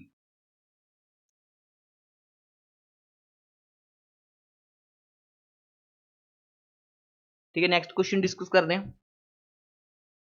ठीक है, ये भी ईजी क्वेश्चन है ਆਪਾਂ ਨੂੰ। ठीक है, इन्हें रिडक्शन वैल्यूज देती हैं, मतलब एक्स वाई जेड। ठीक है, इसकी वैल्यू दी 0.52 माइनस 3.03, तो इस दी है माइनस 1.16। ठीक है, रिडक्शन पोटेंशियल वैल्यूज ने तो यही की हो जाएगा, ईजिली रिड्यूस हो जाएगा, क्योंकि इसकी रिडक्शन पोटेंशियल वैल्यू की है सब तो ज़्यादा की, तो यही की होगा वीक रिड्यूसिंग पावर होगी, इसकी वीक रिड्यूसिंग एजेंट होएगा ये, तो एक्स वाला सब तो वीक होएगा, सब तो स्ट्रॉन्ग केड़ा होएगा वाई वाला, फिर केड़ा होएगा जेड वाला। ठीक है, ऑप्शन नंबर ए की हो जाएगा इसका करेक्ट आंसर हो जाएगा। ठीक है, ये भी बहुत इजी क्वेश्चन सीगा। ठीक है, नेक्स्ट क्वेश्चन देखो, activation of nucleus is best method that is by neutron beam. ठीक है, the nucleus is stable up to, ठीक है, मैक्सिमम वैल्यू कितनी होती है 1.6। ठीक है, when a piece of copper wire is immersed in the solution of silver nitrate, ठीक है, the colour of solution becomes blue. ठीक है, colour of solution becomes blue. ठीक है, और ये क्वेश्चन क्लियर हो गया होगा, कॉपर किस दे अंदर कन्वर्ट होया होगा, कॉपर +2 ਦੇ ਅੰਦਰ। ਕਿ ਕਾਪਰ ਦਾ ਕਿਹਦਾ ਤਾਂਬਾ ਹੁੰਦਾ brown colour the, but copper +2 the solution ਕਿਸ ਤਰ੍ਹਾਂ ਹੁੰਦਾ ਹੈਗਾ, ਬਲੂ ਕਲਰ ਦਾ ਸੋਲੂਸ਼ਨ ਹੁੰਦਾ ਹੈਗਾ। ਜਦੋਂ ਆਕਸੀਡੇਸ਼ਨ ਹੋਇਆ ਹੋਊਗਾ ਕਾਪਰ ਦਾ ਕਾਪਰ +2 ਚ, ਤਾਂ ਸੋਲੂਸ਼ਨ ਕੀ ਬਣਿਆ ਹੋਊਗਾ, ਬਲੂ ਬਣਿਆ ਹੋਊਗਾ। ਤਾਂ ਆਪਣੇ ਕੋਲ ਕਰੈਕਟ ਆਨਸਰ ਕੀ ਆ ਜਾਏਗਾ, ਆਪਸ਼ਨ ਨੰਬਰ ए। ठीक है, इसका नया क्वेश्चन किमें बन सकता है अपने को, जे अपने को ठीक है ZnSO4 के सोल्यूशन के अंदर, ZnSO4 के सोल्यूशन के अंदर आप सॉरी जे आप कॉपर सल्फेट के सोल्यूशन के अंदर, कॉपर सल्फेट के सोल्यूशन के अंदर ZnSO4 ਨੂੰ Zn ਦੀ ਰੋਡ ਡਿਪ ਕਰ दी। ठीक है, ਹੁਣ जिंक ज़्यादा रिएक्टिव ਹੁੰਦਾ है तो जिंक किस कन्वर्ट हो जाएगा, Zn+2 के अंदर, तो कॉपर +2 किस कन्वर्ट हो जाएगा, कॉपर के अंदर। तो इस रिएक्शन के अंदर की होएगा, ब्लू कलर फेड हो जाएगा, मतलब फिक्का पै जाएगा। ठीक है, इट मीनस इस केस कॉपर का होगा रिडक्शन। ठीक है, तो इसका करेक्ट आंसर है ऑक्सीडेशन ऑफ कॉपर। बट जो जिंक वाला पूछ लिया तो उस केस ब्लू कलर की हो जाएगा, गायब हो जाएगा due to reduction of copper +2 ions into copper. ठीक है, normal hydrogen electron has assigned the potential. ठीक है, फिक्स पोटेंशियल देता अपने 0 वोल्ट, क्योंकि अपने देखो E0 सेल फाइंड आउट करना होंगे किसी भी इलेक्ट्रोलाइट का। ਹੁਣ ਆਪਾਂ ਕਦੇ ਵੀ ਜਿਹੜਾ पोटेंशियल है वो एग्जैक्ट कैलकुलेट नहीं कर सकते, बट आप पोटेंशियल डिफरेंस कैलकुलेट कर सकते हैं। तो अपने एक अजिहा इलेक्ट्रॉन मनया जिसका स्टैंडर्ड पोटेंशियल कितना मान लिया 0। ठीक है, the molar conductivity of strong electrolytes, ठीक है, जनरली इंक्रीज होती है इंक्रीज ऑन डाइल्यूशन। ठीक है, increase on dilution, but increase कितना ਹੁੰਦਾ स्लाइट, क्योंकि ਜਿਹੜੇ स्ट्रॉन्ग इलेक्ट्रोलाइट ਹੁੰਦੇ ਨੇ ਪਹਿਲੀ स्ट्रॉन्ग ਹੁੰਦੇ ਨੇ, बट ਜੇ ਆਪਾਂ डाइल्यूशन ਬਣਾਉਂਦੇ ਆਂਗੇ ਤਾਂ ਕੀ ਹੁੰਦਾ, ਥੋੜੇ ਬਹੁਤ इंक्रीज ਹੁੰਦੀ ਹੈ। ठीक है, increases on dilution, decreases, does not change considerably। ठीक है, तो इसका आंसर बी ਦਿੱਤਾ ਸੀਗਾ, क्योंकि इंक्रीज ਹੁੰਦੀ है बट ऑलमोस्ट थोड़ी बहुत। ठीक है, इसलिए does not change considerably on dilution, ये वाला ऑप्शन सही सी, बट सी भी हो सकता सी, बट उसने बी ਦਿੱਤਾ ਹੈਗਾ कि ज्यादा चेंज नहीं हो रहा, तो वो भी सही है। ठीक है, स्ट्रोंगेस्ट ऑक्सीडाइजिंग एजेंट। ठीक है, ऑक्सीडाइजिंग एजेंट का की काम ਹੁੰਦਾ ਹੈਗਾ, दूसरे ਨੂੰ, ठीक है, दूसरे ਨੂੰ ऑक्सीडाइज करना ਤੇ खुद की होना रिड्यूस होना। ਤੇ ਜੇ खुद की होएगा रिड्यूस होएगा तो उसकी रिड्यूसिंग पोटेंशियल मतलब रिडक्शन पोटेंशियल की होएगा हाई होएगा। ठीक है, next question, when H positive combined with water. ठीक है ना, सिंपली की ਹੁੰਦਾ अपने को वाटर ਹੁੰਦਾ ਹੈਗਾ, उसके लोन पेयर ਹੁੰਦਾ ਹੈਗਾ। ठीक है, की होता प्रोटोनेशन ਹੁੰਦਾ ਤਾਂ अपने को की बन ਜਾਂਦਾ H3O पॉजिटिव बन जाता। ठीक है, ऑप्शन नंबर डी की हो जाएगा इसका करेक्ट हो जाएगा। ठीक है, which isotope of hydrogen is radioactive, that is tritium. ठीक है, nuclear radius is measured in femtometre, femtometre का मतलब होता है 10⁻⁻15 मीटर। ठीक है, ऑप्शन नंबर सी की आ जाएगा करेक्ट आ जाएगा। ठीक है, within the nucleus there is exchange of particle symbol pi. ठीक है, इसको आप मिजोन पार्टिकल्स बोलते हैं। ठीक है, मार्क द करेक्ट रिलेशन। ठीक है, तीन तरह के मिजोन पार्टिकल होंगे, pi nought, pi minus, pi plus. ठीक है, पाई नॉट नाल ठीक कुछ नहीं चेंज होता, प्रोटोन प्रोटोन च रहता, न्यूट्रॉन न्यूट्रॉन च। उरे देखो पाई स्टार दे रखेगा। ठीक है, पाई स्टार न्यूट्रॉन न्यूट्रॉन च, ये गलत हो जाएगा, बिकॉज पाई जो न्यूट्रॉन टू न्यूट्रॉन एक्सचेंज होएगा तो पाई नोट की हेल्प ना होएगा, बट उरे पाई स्टार दे रखेगा। बाकी ऑप्शंस क्लियर नहीं है कि दिते हुए ने, बट इसका जो नॉट करेक्ट आंसर है ये नॉट करेक्ट केड़ा आ जाएगा, ऑप्शन नंबर डी। ठीक है, आयनिक स्ट्रेंथ, ये वाला क्वेश्चन मैं थोड़ा करवा चुका है डिटेल के अंदर। ठीक है, इसका आंसर आएगा 1.9 मोलर। ठीक है, इसका कॉन्सेप्ट सीखो तो इसको अप्लाई करो। ठीक है, ये वाला क्वेश्चन भी इंपॉर्टेंट है, ठीक है, इस तरह का भी अपने डिस्कस किया है एक, ठीक है, इसमें मैं डिटेल के अंदर सॉल्व करवाऊंगा। सुनो, काफी थोड़ा लेंथी क्वेश्चन है, ठीक है। और देखो, और क्रोमियम की ऑक्सीडेशन स्टेट कर दो, ठीक है, 2x minus 14 is equal to -2, ठीक है, और x कितना आ जाएगा, +6 आ जाएगा। मतलब क्रोमियम +6 तो तेने इलेक्ट्रॉन गेन करके किस कन्वर्ट होया, क्रोमियम +3 के अंदर, ਤੇ इसका डेल्टा जी नॉट लिखांगे तो की बनेगा -3f E0 डेट इज 1.33, ठीक है। सिमिलरली आप क्रोमियम +3 तो क्रोमियम गया तेने इलेक्ट्रॉन गेन करके, इसका डेल्टा जी नॉट कितना लिखांगे, -3 इंटू एफ इंटू -0.74, ਤੇ रिक्वायर्ड इक्वेशन ਕਿਹੜੀ है अपने को, ठीक है, क्रोमियम +3 तो क्रोमियम +6 तो लेके क्रोमियम, ठीक है, क्रोमियम तक, मतलब क्रोमियम +6 तो लेके क्रोमियम तक अपने की हैगी 6 इलेक्ट्रॉन गेन करके क्रोमियम च कन्वर्ट होना, ये अपने की है नेट रिएक्शन। इसका डेल्टा जी नॉट कितना आएगा 6 into -6 into F into E not है। हूँ आप किस तरह यूज करिए रिलेशन, अपने सिंपली की करना है, ठीक है, ए वाली दो पहली दो इक्वेशन ऐड कर देने तो किस दिक्कत आ जाएगी, थर्ड इक्वेशन दिक्कत आ जाएगी, क्योंकि क्रोमियम +3 ने क्रोमियम +3 कट देगा तो अपने को नेट इक्वेशन बन जाएगी।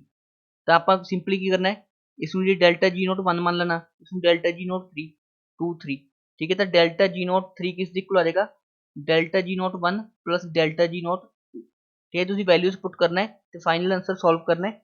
इसका करेक्ट आंसर बन रहा है 0.295 ऑप्शन नंबर ए, ठीक है। ये दो क्वेश्चन आप ऑलरेडी डिस्कस कर चुके हैं, ठीक है। तो ये अपने सारे सोल्यूशन डिस्कस होते रहेंगे, ठीक है। थोड़ा सा कॉम्प्लिकेटेड चैप्टर है इलेक्ट्रोकेमिस्ट्री, बट थोड़ा सा इसमें लॉजिकली समझो तो इजीली क्वेश्चन कर सकते हो, ठीक है। इस चैप्टर की खास गल की हैगी, इस तो ज्यादा लेंथी क्वेश्चन नहीं होता कैलकुलेशन वाला, ठीक है, इसलिए तुम अटैम्प्ट कर सकते हो। उस तो इलावा न्यूक्लियर केमिस्ट्री बिल्कुल ईजी टॉपिक है, ठीक है, इसमें एक बार चंगी तरह पढ़ के चले जाइयो, अल्फा पार्टिकल्स बीटा पार्टिकल्स का कैलकुलेशन, ठीक है। Thank you for watching this video.